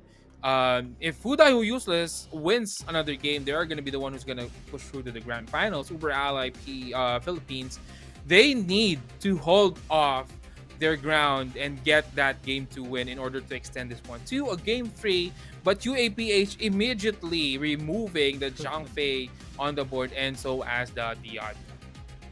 Okay, 2 supports right off the bat being taken out. We all know that these supports are very, very much popular So Zhang Fei is just a natural tanky guy. He can like go berserk with the unbridled outburst. He can like provide shield with the leaping savior. And as for Diadia, one good thing about the Diadia is that he can provide sustained heals towards his ally and then give damage towards his enemy. So That's right. Diadia has that crowd control, I must say, because of the heart link, or probably the passive that easily knocks or gets the opponents up. But for Dharma, okay, so they need to protect this Dharma at all costs. They need to help Dharma scale up. Well, I would say UAPH, who die who useless need. Well, they can't pick Ogran already because they actually did Ogran. So this might be a good pick right here for UAPH to go with the Ogran pick, the Dharma Ogran combo, which is very strong onto the mid game or mid to late game, I would say. But on the other hand, who die who useless get two strong heroes, meta heroes, Pei and Long. Now, I am expecting a Byron ban on the UAPH just because Byron is actually a bad matchup for Dharma on the laning stage. So they need to ban it. Another one. Oh, Well, contrary to you, I think I get the idea. They want to try to negate the damage of the Flaming Palm. But on the other side, Doya is also being picked, but Uber Ally PH will go with the Sakir. okay. I'm not quite sure how this contract you Sakir would do on the lane. A lot of sustain, a lot of hold that UAPH has versus the damage. But on the other side, who die who useless. This means double infinite vastness. So that's gonna be a big problem for them. And if UAPH wants to extend this one into the game tree, I think UAPH needs to be wise on picking up the draft. But who die useless as expected, they did not pick Ogran for UAPH and they will be banning it. Yeah, no jungle, no Ogran. They still lack mid, Uber Alex PH. They just need to fill in those missing pieces of the puzzle. Clash lane wise, also who die who useless will be lacking in that department. A lane being taken out because it pairs well with Adolia. So imagine that Death at Sunset plus the Dolia combination can work or can be an annoying thing to see during team fights. So a lot of Clash laners are still available, and also a mid lane.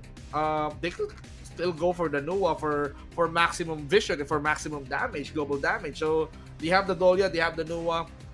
They can like work that thing out, but they go for okay. Yeah, I The guitar understand. guy. Gao.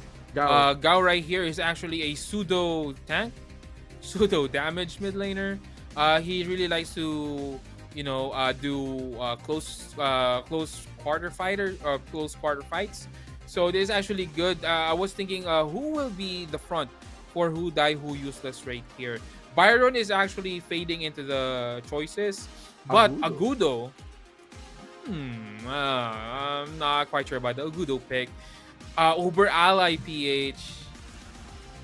Yeah, I'm still trying to analyze how they will make this one work. Because normally when you pick a Dharma, you want someone like maybe a jungle that could actually work with them as well. Agudo is not that much of a jungle. You want Dharma, the usual. That's why who die who useless ban Ogran, because the normal one is a Dharma Ogran combo, wherein both of these two heroes could actually dive in. But Paichi, I was thinking who would be the farm lane or for the Clash lane right here, but a nice tanky one for the side of who die who useless. So let's see. I have my reservations on the UAPH lineup. But let's see. This is quite the unusual lineup they have, but they might actually pull this one off. They just need more time. They have the sustain, but I'm missing a tanky frontliner for UAPH. Okay, so I definitely agree with what you said. They're lacking in the durability department. So Dharma, we all know that this guy is on a Clash lane, but he needs to farm his items up. So he can deal damage. He needs to at least build some defense in order for him to withstand the damages that is coming from the members or the heroes that the Who Die Who Useless has. But if we're gonna be pairing up Baichi and a Dharma on a clash lane, so who has the advantage here? Because Baichi can just tank every damage, and the damage source that he has will be coming from the Blood Echo itself. Exactly. So let's see now. It's gonna be game 2 of our best of 3 series. It's gonna be a do or die for UAPH. Let's see if they can pull this one off and extend this series onto a game 3 long. Now trying to there is gonna be a forced out flash, and that's gonna be first blood. UAPH. Who needs a tank when we are aggressive? No need for a tank. We will bring the fight to them. And now they're not even stopping. I mean, just look at how the members of the UAPH is handling the situation very, very well. They're just relying on sustainability. You have the U1, you've got the Zakir, so you just expect for them to heal non-stop. And also, Agudo can provide heals, so it's all about the heals for the side of UAPH. So when we stick together, that's where we shine the most. So that's why they get the first blood. Nice slow coming in from the Tragic Beauty, plus the Mulberry Power, holding the Long into place. Who die, who useless, suffered a casualty in the form of Long. Exactly. Pay rate here might be a threat. Doya is actually doing a good job of just scouting who's coming in. They're gonna find Doya, but Doya will just jump and swim away out of danger. And again, the rotations is just too fast right here for UAPH. Who die, who useless needs to keep up from their rotations. But the lanes are a little bit stabilizing right now. Let's see who will have the advantage on the long game right now. Level 4, now Sonja has the vaulting shot, and still there's no infinite basses. They can still go for the kill. That first blood did work so well, and it did delay the XP or the level coming in from the long, but Doya just came into the rescue. He's just trying to at least go for the pull, go for the sustain coming in from the long, so he will be at ease for now as he tried to reach level 4. So he's just, you know, a lane away, a minion wave away for getting that infinite bossness. That's correct. This is actually kind of tricky. I was thinking, I'm doing a little bit of a research while you were actually giving out that analysis, but I could say that this Baichi pick is actually hold that thought. Gao might be in danger. Almost an ending sorrow right there. But going on to that thought, Baichi is actually a direct combo to Dharma. The reason why Dharma cannot actually stay in the lane is because Baichi counters him heavily. The Blood Echo that he has, as per the terminology and the the description of Blood Echo, is that this has a chance to trigger when Baichi is actually taking damage. Yes. And Dharma is actually dishing out a lot of damage in his Truth Mantra and his skills. So this means that there is a higher chance that Blood Echo will trigger as many as possible once Dharma uses his skills, once Dharma uses his Truth Mantra. That's going to be a very, very big problem if they want to fight in. So they need to, UAPH needs to be careful right here on how they will actually take this fight. Maybe get the back lanes first and then get the kill, but they don't need to concentrate on Dharma or on Baichi, because this might, backfire on them. Blood Echo is basically a nerfed execute that you can toggle actively while being toggled passively. And just like that, even Baichi is not even scared to go on front. Yeah. And right now, they're taking over the Tyrant. They're just chasing the members of the UAPH away. They're just hiding towards the brushes. As this guy, the Baichi, is just trying to at least scare them off. It's now back to business. Who is going to take this Tyrant? But they shift their attention towards the mid lane. Mid lane, Gao is in heavy trouble, and they decided to at least back him off. So the Tyrant is still alive. That is actually correct. But both teams are right now positioning, trying to gain an advantage on the map. But here comes Agudo. Agudo might be in danger. He's going to flash out right here, almost getting killed. I'm sorry, that's going to be Sakir, not Agudo. But Baichi coming in, the tankiness, and there goes the Blood Echo, spinning all around like a top. That's gonna be slicing Sakir's head right here, and that's gonna be a kill on the board for Who Die Who Useless. And I think for the Baichi, he did not even use the Leiwei's ulti. So Yeah, no. that means he will be using that as a good initiation just to at least secure or taunt the members of the UAPH to attack him. And that will trigger a lot of Blood Echo coming towards the Baichi. Oh, Baichi now taking a lot of damage, but heal right there. Will there be enough damage to kill this Baichi? Yes, there would be. It's going to be Concert Q getting that kill, and this would actually shoo away Who Die Who Useless out of the Tyrant. This means UAPH will get the Sirens for themselves. Agudo will get that one, and it's going to be back time right here for Who Die Who Useless. Well, in the case of Sonja, he's not even scared to deal a lot of damage. Why? Because he got the range. So even though the Blood Echo is activated, he's not receiving damage because Baichi is not even close. So that's a really, really good kit. They just need to set distance on the Baichi. They just have to avoid that Leiwei that is being used right now. And now he's falling back. He's just trying to taunt the members of the UAPH near the members of the Huda APH. But remember, the duration of the taunt depends on the health that a Baichi has. So he needs to build a lot of HP items in order for him to maximize the duration of that taunt. But UAPH right now has a good sense of the map, has a good control of the map. All tier 1 towers is down, which means that they have more space to move over the map. But they need to be careful of this incoming timing coming in for Who Die Who Useless. Once Pei and Long gets their item and Baichi gets his item as well, this is going to be a very hard fight for Who Die Who Useless. But on the other side, Pei might be in danger. The damage won't be enough. The shield will be activated. And that is going to be a save right here for Who Die Who Useless. 2-1 right here for our kill score. 1k gold lead for the side of UAPH. Run, Tiger, run. And now, while the Tiger is away, UAPH is going to maximize the situation. Anytime soon, Baichi can just jump anytime he wants, but he's focusing on clearing those minion waves. He got good skill sets. He got that side to pull those minions or those enemies near him and then trigger a Blood Echo just to at least clear it very, very fast. So that's what UAPH is looking after.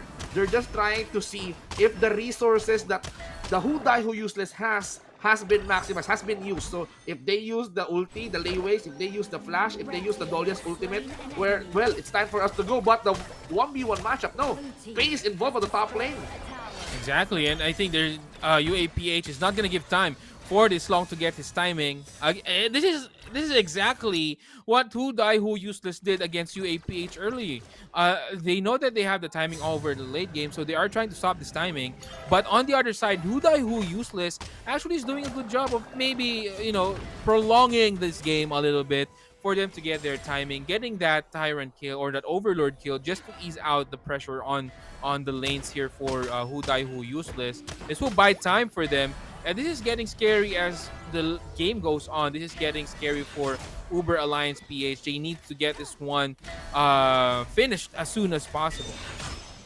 UAPH now trying to hold on that mid lane. Who Die Who Useless is working on their initiation right.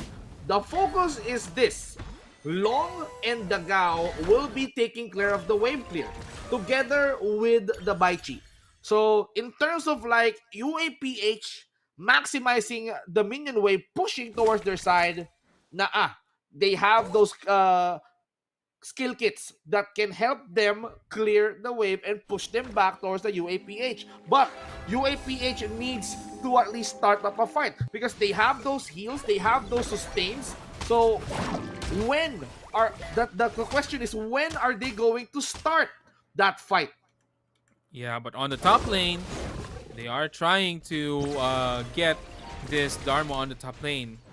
And right now, UAPH just choking out Who Die Who Useless over the map.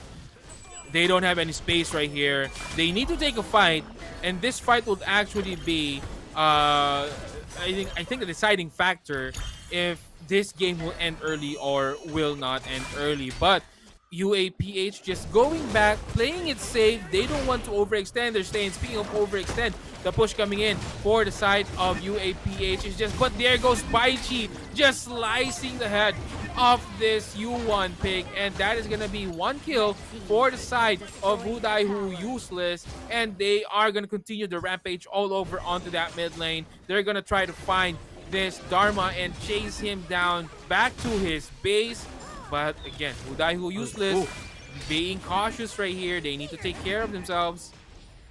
Wow, this game is not focused on eliminations. They're not focusing on kills, but they're focusing on objectives. It doesn't matter if some hero dies.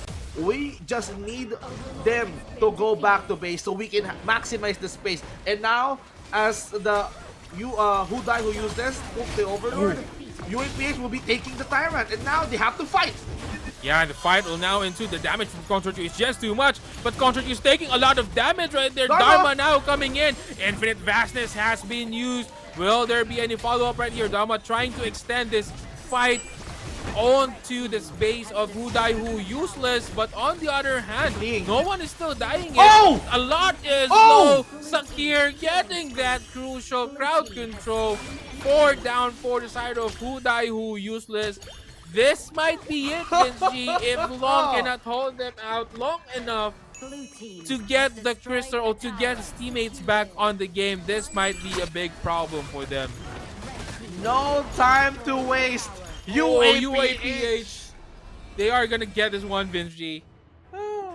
As I've said, these two teams are really good at forcing a game number 3, and for UAPH, we're not gonna be easily defeated. We need to settle the scores in this last game. Game number 3 for UAPH. This is our last hurrah. We need to win this in order for us to steal the momentum that was built by the Who used this in game number 1. That was wonderfully executed, and the fight happened towards that Tyrant side was very flawless. The Dharma, the Agudo, the Zakir sustain, it was a thing of beauty. That's actually correct. As what I've said earlier, I was kind of, a skeptic of the UAPH lineup. But the thing is, that lack of frontline was actually compensated by their over-aggressiveness. They just fight. Once a fight ensues, they just go in. Everyone go in so that the damage would be split up to different heroes and not concentrated only onto one. It also helps that Consort Q has her skill to protect her. So that is also a good help right here to maintain this, the life or the HP of on the side of UAPH, and that is what they did. Yes, we don't have any tanks, so why do we need to hold back? Let's all go in. Let's all finish them in, and that's what UAPH did. A very aggressive gameplay, a very aggressive lineup. They have the Bai Chi, yes, but kudos to Dharma, kudos to UAPH Dharma. That was actually a good fight. He knows that using his combo, the Truth Mantra and the Enlightenment Mantra, onto that Bai Chi is actually not a good idea. So he's actually using it wisely, holding it up until someone or the team or who uses his clamp up, and that's how Dharma and UAPH got the win. Sonya will get the MVP though. 302 damage is 63.5 K onto an 8K gold damage. Well, for Sonja, it's all about the damage. So if I am Sonja, I can produce these scores because I'm not even scared of that. Why? Because naturally, my hero has the protecting winds. So I just need to build a lot of damage. I have a vaulting shot just to distance myself towards the opponent or the enemy heroes. But the thing is, I got my team. I got Sakir, I got U1, I got Agrudos Wild Growth to back me up. So even the Dharma is not even scared to go in. And you mentioned it. He's not using the Truth Manta towards the Bai Chi. During that last fight, it was Dolia, it was Gao who received that punch on the wall, and then it cost them the straight push towards the crystal, and that's how they end it in style. That's correct. Now, this is a very nice display of target priority. As what we have discussed earlier on Game 1, UAPH has a lot of targets to deal with. Not this game. And this is where they actually, displayed their prowess on target priority. They know when to come in, they know when to go out, and that is why UAPH got the win right here. If you would see, the team fight is almost green all across the board for UAPH because they're just really clamping up. They know that they can snowball. They have the Agudo, they have the sustain coming in for Yuan, they have the HP, so they could actually just go in. They just need to do, win a team fight, snowball into a lane, pressure the lane. If we could finish it, then we will finish it, and that's what UAPH did. And they know that the Baichi, yes, you may be respecting the capability of a Baichi to deal or to be a tank, thanks to the Reaper's Revenge and the Blood Echo, but he still needs items. So as I've seen the items, he still lacks on those items. He cannot maximize the layway taunt duration. The HP wise was still on that threshold where Concert U can burst him out. So Baichi and the rest of the other heroes lack time. So when the members of the UAPH won that single team fight towards the Tyrant side, even though they got the Overlord, they don't even care. Once that those heroes are out, we can go for a straight push and then win. So it's all about sticking together, UAPH. Not only sticking together, but also trying to deal damage all across the board. I think what we missed right here, Vince G, is the sustained power that UAPH has. They have the Sakir, they have Yuhuan, they have Agudo. All of those have EOS. And that's going to be a very big. And considering the lineup of Hudai, who used this right here, they have Long, they have the Pei, they have the Gao. Question is, can they do DPS damage? Because in terms of heroes who can counter healing heroes, you need to deal consistent damage. And that's not what Long, that's not what Pei, and that's not what Gao is giving out. Gao, once he uses his ulti, which is his main source of damage, he needs to go back. Long, once he uses his Flaming Palm, he needs to go back a little bit. Yes, it still has the damage, but Long is not the type of hero who would just stay on the clash to deal damage to hit heroes. That's not him. Pei, on the other hand, once his skills is on cooldown as well, he does not deal that much damage as well. So I think UAPH just tried to over-sustain the damage that Hudai Who Useless is giving, and they are successful in doing so. And I'm actually happy that they actually proved me wrong, because a while ago, as what I've said, I was thinking like, who will tank all this damage sticking out? But other than their aggressiveness, it's the sustain that actually helped them out in terms of this clash. Ultra sustain indeed. And I think UAPH also considered this. The members of the Hudai Who Useless, I think those heroes that they have, they lack the crowd control. They cannot get any hero. They cannot lock any hero except for the Baichi's Layway's ultimate. So I can see that Long was forced. Yeah, he can use the Flaming Palm, but he was forced to use the Riding the Wind just to at least get some crowd controls towards the opponents.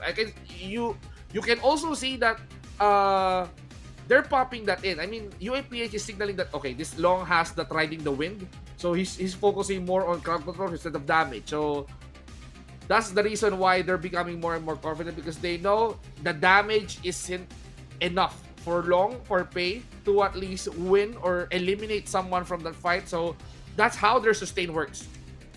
Exactly. We'll now go straight into the draft, Vinci, for our Game 3. Mai Shiranui Long. Also, you have Zhang Fei Dharma band right here. Uber Ally Philippines. Most likely, they are going to get the Renji right here. Maybe they might need to prioritize the Renji, because Hudai Who Useless can actually ban them out later on. But they're going to go for the Pei Mayin lineup right here for UAPH. I like this one. The reason behind this is both of these players, or both of these heroes, are very good in invading the jungle, controlling the jungle. So this is actually a strong jungle hero on the side of UAPH. On the other side, Hudai Who Useless just trying to, secure a very good lane for this Arlie by picking up that Dia. But on the other side, Dun has also been picked out. This front line, tankiness, the reach is also possible. This will actually soak out a lot of damage that Pei and Mayin can deal. Okay. So Direnji, of course, Arlie and Direnji, typical Yeah. match made that we are commonly seeing on tournament. So who die who useless? We already had a preview on what this Arlie can do on a 1v1. And this time around, he's gonna be using this on a team play, 5v5, on a do or die series. Who die who useless? I think they're utilizing all the cards that they have right now. Arlie, Diadia, just imagine the possibilities. They have the gap close, they have the done to at least get close towards their opponents. And if UAPH decided to go hyper aggressive, just like the earlier games that we've seen, this Pei and this Main can work out. So they can annoy the jungle of the Who Die Who Useless and render them useless. Take their resources out as early as they can, and then snowball their advantage towards winning the early game. Well, I would agree on that at some extent, Vinci. But the thing is, I think Hudai Who Useless will actually try to. They need a strong jungler right here. The reason behind this, if Arlie and Diadia has been pressured just like what they did early on the game 2, then that might be a big problem for Who Die Who Useless. Arlie is actually very dependent on that Doomsday timing on the 4 minute before the 4 minute mark actually. So they need to get this one. Give a free farm, almost a free farm right here for Arlie. But Hano will be picked out right here. This is the tank that we are actually looking for UAPH. But Princess Frost and Dion Wei, this is gonna be a very painful lineup for Who Die Who Useless. I think this is actually their answer to the Mayin Pei pick. They know that they are actually very strong invading the jungle. So what will happen is either Dianwei Dun will be the one trying to counter this Mayin Pei pick, or Dianwei Princess Frost. Princess Frost is also a good counter for Hano as well. So yeah, this is a good pick. Da Xiao will be picked for UAPH. Interesting. I am intrigued. I mean, having these 5 heroes up on the side of UAPH, having a last pick Datiao, that means they wanted to at least have that full rotation on the map.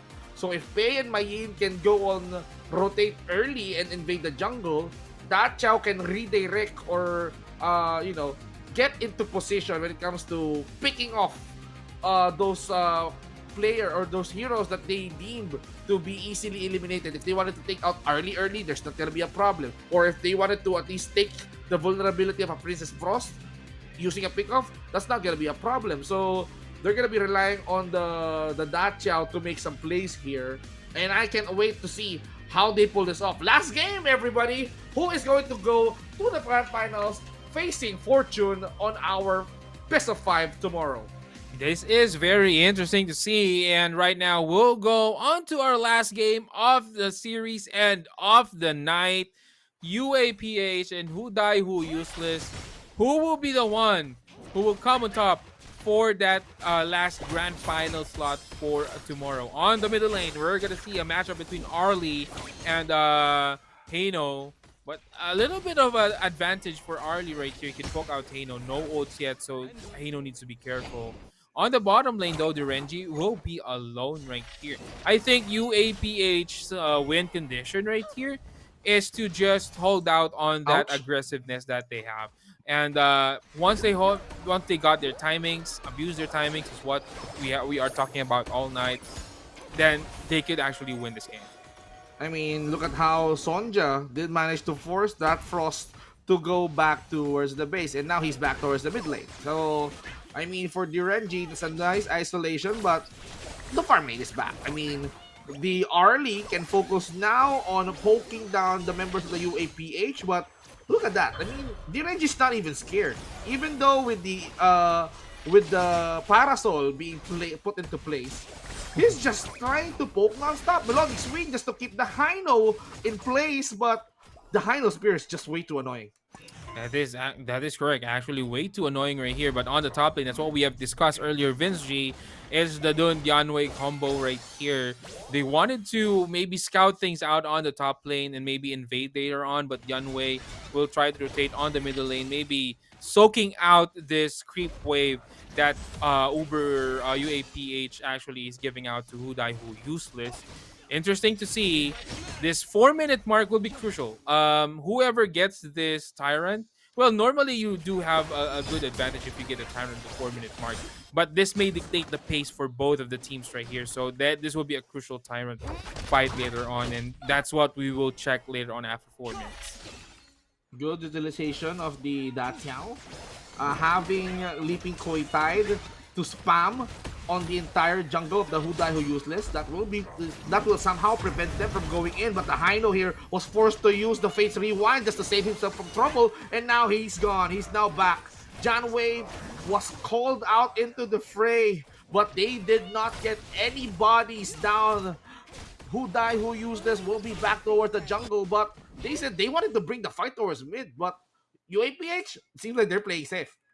That's actually correct. At the 3 minute mark right here, Vinci, both teams needs to push their creep waves onto the opposing team. You know, who has it will all boil down on who has this waves pushing in, because at that point, once the 4 minute mark comes in, it's gonna be dangerous if you are letting your the enemy creep wave pushing onto your tower, because you will be forced to rotate, and which means that there will be less numbers for that Tyrant fight. But speaking of numbers right here, numbers advantage on the side of UAPH. They will try to use this ulti right here for Dakiao Eye of the Whirlpool, but no one will actually come in. So 3 minute and 40 right here, Vince G. Let's see what will happen on this Tyrant fight. Rastizi's place right there on the mid lane was quite risky. He went towards or near the turret, but wait a minute, Dachao again is in trouble. Okay, going back to that point, Rastizi went behind. He placed the Leaping Koi Tide. He almost died placing that near position towards the Hudai Who Useless. Good thing he got that Sea of Fate to go back towards the base, but John Wei will be securing the Tyrant with a smite, and they exchange objective as Pei will be securing the Overlord as well. Understandable.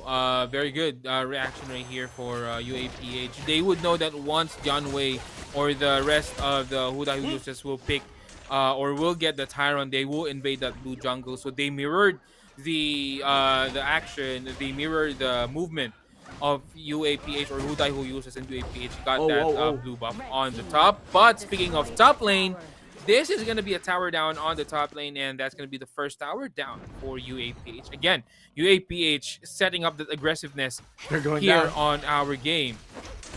Pei, we've seen him on top, taking down turrets, and now he's going down just to at least get the Azure Golem. Fate Rewind, just to at least heal up the tower.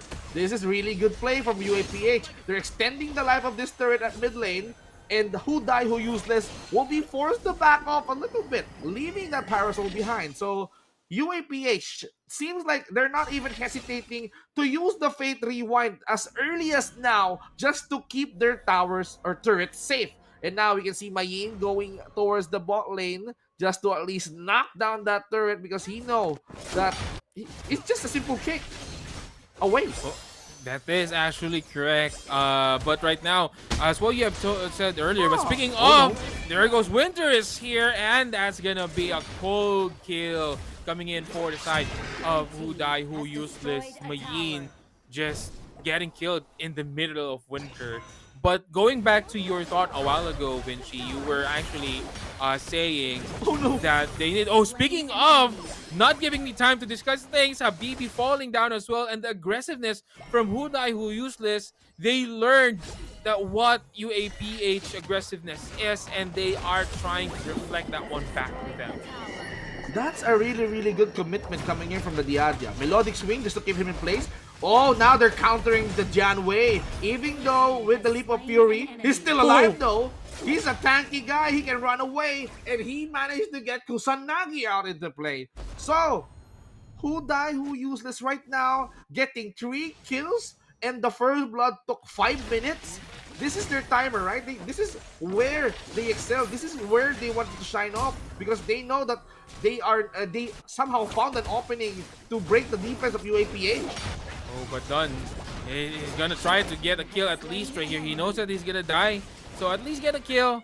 Maybe, you know, gain the attention of other members of UAPH so that this, the Adia and Arlie combo can actually try to invade the jungle on the left side of the map and possibly pressure the turret here on the middle lane. But as what you said earlier, Vince G, you were telling that Hano with the Fate Rewind is being used. They're not scared of using the Fate Rewind. But we need to remember that Fate Rewind is a long skill cooldown. So using it haphazardly may actually trigger a clash, because when Who Die Who Useless see that they have used the Fate Rewinds already, they may find a clash right here, and that is gonna be a big disadvantage for UAPH. Well, they need to, considering the fact, they need to time the Fate Rewind very, very well, especially Who Die Who Useless. They're very, very much aggressive right now at this rate, and now thanks to the Eye of the Whirlpool, the Rastizi is still alive, and now they're gonna go back to win. And the turret right now being healed by the Phase Rewind, but that doesn't stop Who Die Who Useless from going in deep. And now they found the Datiao. Datiao will be forcing to use that Whirlpool to summon the allies, and there goes the backup. He now goes out. Now you see me, now you don't. Uber Alice PH right now is on the run because of how painful the skills or the AoEs coming in for the Frost. That's actually, you know, I would say that is a good idea, but the placing of Rastizi's Eye of the Whirlpool is just not the ideal one, you know. If you would check the positioning of Who Die Who Useless just before or after the Eye of the Whirlpool has been used, they're just waiting for someone to actually pop up, and then they're just gonna go in. So they know how to counter this Datiao Eye of the Whirlpool. So I think that's one of the things that UAPH needs to be aware of, is how the usage of this of their skills. Yes, they have the good idea, but with the wrong usage, it might spell disaster for them. Again, speaking of disaster, he got bursted. Hey no, first time. The Fate Rewind did not turn him back into time, and then with the melodic swing kick, the turret will fall down at mid lane. So this will somehow give Who Die Who Useless some space in order for them to dominate the lane. So 4-1 score, they're leading in 4K, and I think John Wei is quite low. They're trying to at least punish him way too deep thanks to the Duranji. They're gonna mirror this one. Yeah, on the bottom lane, they're gonna try to mirror this one, trying to get a kill onto Mayin. But I think their main objective right there is the tower, which they did get. And I think a bonus if they kill this, you know, and yes, they got the bonus as well. Who Die Who Useless is actually doing a good job of splitting attention on all over the map, and they're gonna get the tier 3 tower. UAPH is busy dealing with the Dun on the top. The Renji is busy farming. Tier 2 tower down. Hano is down. Who Die Who Useless says, we're gonna try to push this one. Let's push onto that tier 3 tower, and they did get that tier 3 turret. Welcome to the 10th-minute mark of this game. That means Shadow Tyrants and Overlords has spawned. And as we can see right now, Who Die Who Useless are now confident enough to take the objectives all by themselves. Dun is just on the UAPH jungle side just to get some intel, because they're just letting Jan Wei and the other members to take the objective as fast as they could, and they can even pay with a smite securing. Almost got stolen there, but Diadia will be securing Habibi. He might be smiting, but he cannot survive on that one. Yeah, definitely not surviving right there. There's a lot of burst potential right now coming in for Who Die Who Useless. Arlie, with his items up, is now a force to be reckoned with here onto the middle lane. Nice zoning out right here, and the usage of Winter is here. And right now, UAPH, the back against their walls. They need to fight this one out. They need to work something out in order for them to stay here onto the game and onto this tournament. And now the defenses are falling through. Fate Rewind somehow will be taking tower back on the top lane. Still, Who Die Who Useless, they're gonna be knocking that off, but there's no minion wave on hand. Mid King right now is running low. If he got caught here, he's gonna be in trouble, but Faye somehow picks up the Princess Frost, and now the disengage is happening. They're just jumping in left and right. Oh my goodness, the Arlie have too much damage. He gets a double, but they're not stopping right there. They just wanted to at least maximize the space by taking down turrets. Wow, UAPH, they actually got the win right there. I mean, they had the big advantage, but the thing is they overextended. They actually got out of their base near the brush on that blue side jungle, and that is where they met their demise. Someone was actually waiting for them right there, and they actually, I mean, it could have been better if they did not chase, maybe, you know, maybe trying to get more information on the map and buying time to get their teams back up. But godlike streak is now on to Arlie. Arlie right now, Sonya is the one who needs to stop this Arlie, because Arlie is just rampaging all over the map. Well, this is what we've seen on the 1v1s earlier. This kind of Arlie play. Right now, who die, who useless. It seems like they have their sights set onto the crystal of the UAPH. So they are just a turret away from the crystal, but Mid King is doing a solid job utilizing the Fate Rewind, but look at the damage. The damage from Arlie.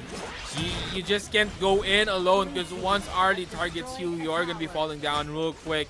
Just like the tower on the top lane, who die, who useless. And right now, UAPH is between a hard place and a rock right here. They are going to try to survive as much as they can. Maybe prolong the game, get the items on the Renji, get the stanky items on Mid King, maybe get the items on Kusanagi as well. Get the right initiation. There's a lot of boxes that UAPH needs to check. I'm not saying it's impossible, but this is gonna be hard. It is definitely going to be hard, and as we can see right now, who die, who useless, they're making it much harder for UAPH to at least respond. Done with a Rudy Blade, but he got knocked back. And now Slash will be connecting towards the Mayin. And the Mayin, and of course the rest of the UAPH is on the run. Arlie. And now the chase is there. Arlie with the maximum damage. Yadja with the melodic swing just to keep them into place. Haino will be using the phase 3Y just to buy some time. But look at the damage coming in. Haino did secure a kill, but that won't stop Arlie from taking this win. And that's gonna be it, my friends. Who die, who useless will be the winner of our last game of the day and the last game of the series. What a match. I wouldn't say that, who die, who useless dominated, because they didn't, UAPH also did a very good job of fighting against one of the countries who is a powerhouse in HOK, China. And they did fought very well. I mean, they have the ideas. The draft was good. It's just that they actually played better. I mean, who uses just played better right here. I think UAPH doesn't need to be sad that they, at some point you will be sad that you didn't win this one. But the thing is, the main takeaway for this is that we fought against a Chinese team. And that is something that you need to be proud of. You did not go down 2-0. You did not go down lopsided. You did go down with the fight. And I think that's important. UAPH needs to just rack up these experiences. And who knows? They might show into the PKL, the regional league in the Philippines in the next season. And maybe another season here in Clash on Air and get the championship. And this is not over for the UAPH, because I think there's going to be a battle for third to determine who's going to be bringing the third place. So UAPH still is going to face Semper Parato Secret, but for our grand finals, it's gonna be who die, who useless that earned a spot on the grand finals, and they will be facing Fortune tomorrow. But let's talk about who is the MVP for that game. Of course, definitely Ryogi. No, I'm gonna protest here in the streets in the Philippines if Ryogi is not the MVP. He just did what he needs to do. It's a textbook Arlie game. Farm, avoid team fights, get your items, get your timings, get into the late game, dumpster heroes. That's it. That's how you play Arlie, basically.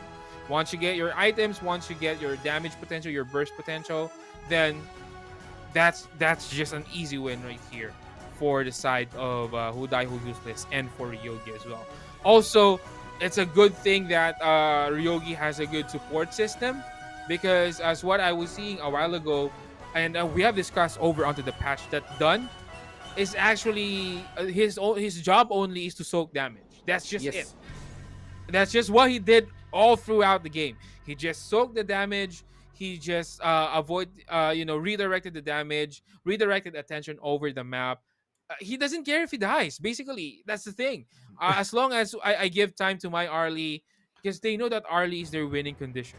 So as long as I give time to Arlie, as long as I give time to Junwei, get his items up, then we will be winning. And that's what Dunn did with the innate tankiness that he has. He just doesn't care. I mean, throw all your skills at me. We'll fight, later on. And that's the importance. And I think for you guys watching at home, one tip that I could possibly give to you is that take note of those cooldowns. Take note of the skills. Because Who Die Who Useless did do that one. They soaked damage to Dunn. And then they found a fight after that. Because they know that skills are on cooldowns. And that's one way on how Who Die Who Useless actually won this game. Yeah, I mean, it's not only Dunn that soaks damage. I think we also give props to the Janwei.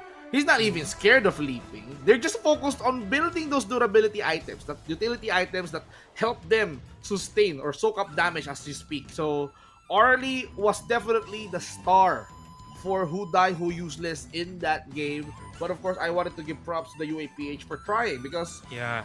they tried with Mid King, utilizing that ultimate not only for himself but for the turrets that had been lost. So without the efforts of this Mid King Hano, the game will be easy. The game will be early as over. But Mid King is trying to drag the game for too long just for Sonja, just for Habibi to at least somehow farm up. So here are our updated brackets. There you go. So for our grand finals tomorrow, it's gonna be Fortune and Who Die Who Useless. Who's gonna fight for that prize, the first place or the championship prize? And then you have Semper Prado Secret and Uber Alliance Philippines. It's not over for UAPH and Semper Prado Secret. I think this will be, if not mistaken, this will be fought on off stream, if not mistaken. But hopefully we can see the matches as well for tomorrow. But yeah, this is very interesting. Semper Prado Secret and Uber Alliance Philippines will be fighting out for that third place. And as we check right now and confirm what are the schedule for tomorrow, this will be it. So it's gonna be a 1v1 grand final, best of 3. Kaney versus Enchanted Key, the winners of our 1v1s a while ago. And then we have the Street Fighter matches. So for you guys who are a fan of fighting games, then watch out tomorrow. We have our Street Fighter matches. We have the top 8 bracket matches for tomorrow. And then that's going to be grand finals for our best of 5 Who Die Who Useless and Fortune. So yeah, I think we won't see the third place battle. But these matches are exciting, Vince G. Super exciting. But even though we won't see the battle for third, but we will be definitely seeing some Street Fighter action tomorrow. So I know you guys, you guys that are fans of the Street Fighter 6 will be definitely needing to tune in on who's going to be the champion for our Clash on Air Cup for the Street Fighter. But also tomorrow is going to be the championship round for the 1v1s, the Street Fighter, and the 5v5. Graham, it's been an honor to cast with you today. We've seen a lot of good plays from the 1v1s and the 5v5s, and it was very, very beautiful. It was very, very educational to see how they played out. Plus, I wanted to see what will happen tomorrow on the 1v1s and the 5v5s.